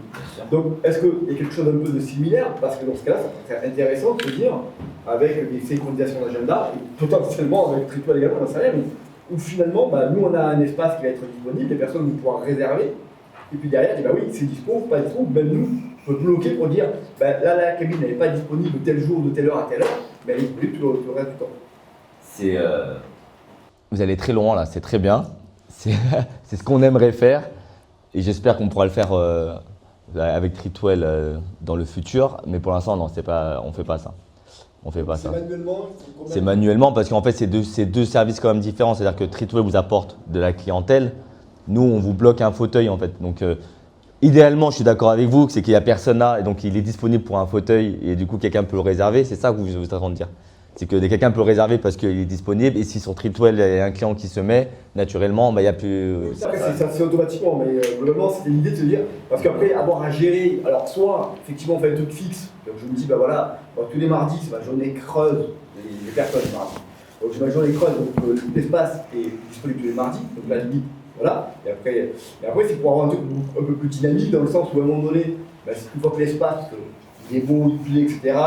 Au début, je pense qu'il y aura peut-être un ou deux, mais au bout d'un moment, il peut y avoir pas mal de freelance qui voudront, un peu comme les sortes de coworking, récupérer cet espace. Après, est-ce que vous, en tant que gérant, vous avez envie de voir un freelance débarquer comme ça chez vous, juste le temps des trous, c'est-à-dire pendant 2 heures par-ci, 1 heure par-ci, 1 heure par-là?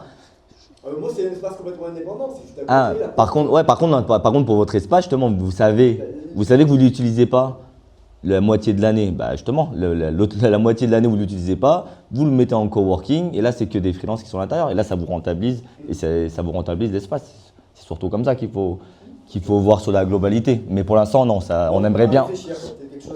C'est faisable techniquement. Maintenant, on n'en est pas encore là. Mais ce serait bien. Ouais, comment vous vous rémunérez? Est-ce qu'il y a un abonnement à la fois des freelances et des salons ou c'est juste les salons? Vous avez dit tout à l'heure. Ouais, c'est les salons en fait. C'est les gérants d'établissement qui payent un abonnement. Les freelances, c'est gratuit. Ok, on fait de la mise en relation. On ne prend aucune commission sur le renfort.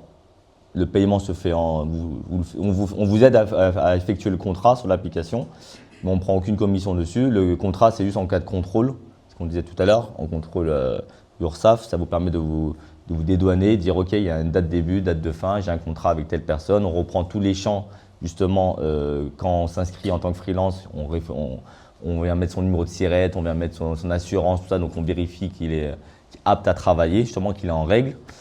Et le gérant paye un abonnement, que ce soit mensuel ou annuel. Et justement, on a une offre, bien, on va rebondir dessus, puisqu'on a une offre pour aujourd'hui, justement, qui est valable pendant le mois de mai, où vous payez 1 mois et vous avez 3 mois qui sont offerts. Vous n'avez pas d'assurance. Oui. C'est important. Du coup, chaque freelance est assuré. Mais est assuré pour pouvoir travailler dans un lieu qui n'est pas le sien. C'est ça. Et nous, de notre côté, notre assureur, on est d'accord, il n'y a pas d'impact. Rien du tout. S'il se passe quoi que ce soit, c'est son assurance qui intervient. Vous vérifiez ce genre de choses. On vérifie chaque profil, en fait, il est estampillé, en gros, le coup de tampon, vérifié justement qu'on a coché toutes les cases. Et ça, c'est pour les gérants d'établissement. C'est une offre parce que c'est un abonnement, ce que je disais tout à l'heure, mensuel ou qui est possible aussi de le prendre annuel. Et là, on fait une offre découverte. Donc, vous payez 1 mois et vous avez 3 mois en plus qui vous sont offerts. Donc, ça vous fait 4 mois pour le prix d'1 mois. Ce qui vous revient en gros à 10 € par mois. Parce que l'abonnement est à 40 € mensuel. Ce qui vous permet d'utiliser tous les services de l'application. C'est le service de renfort et le service de location.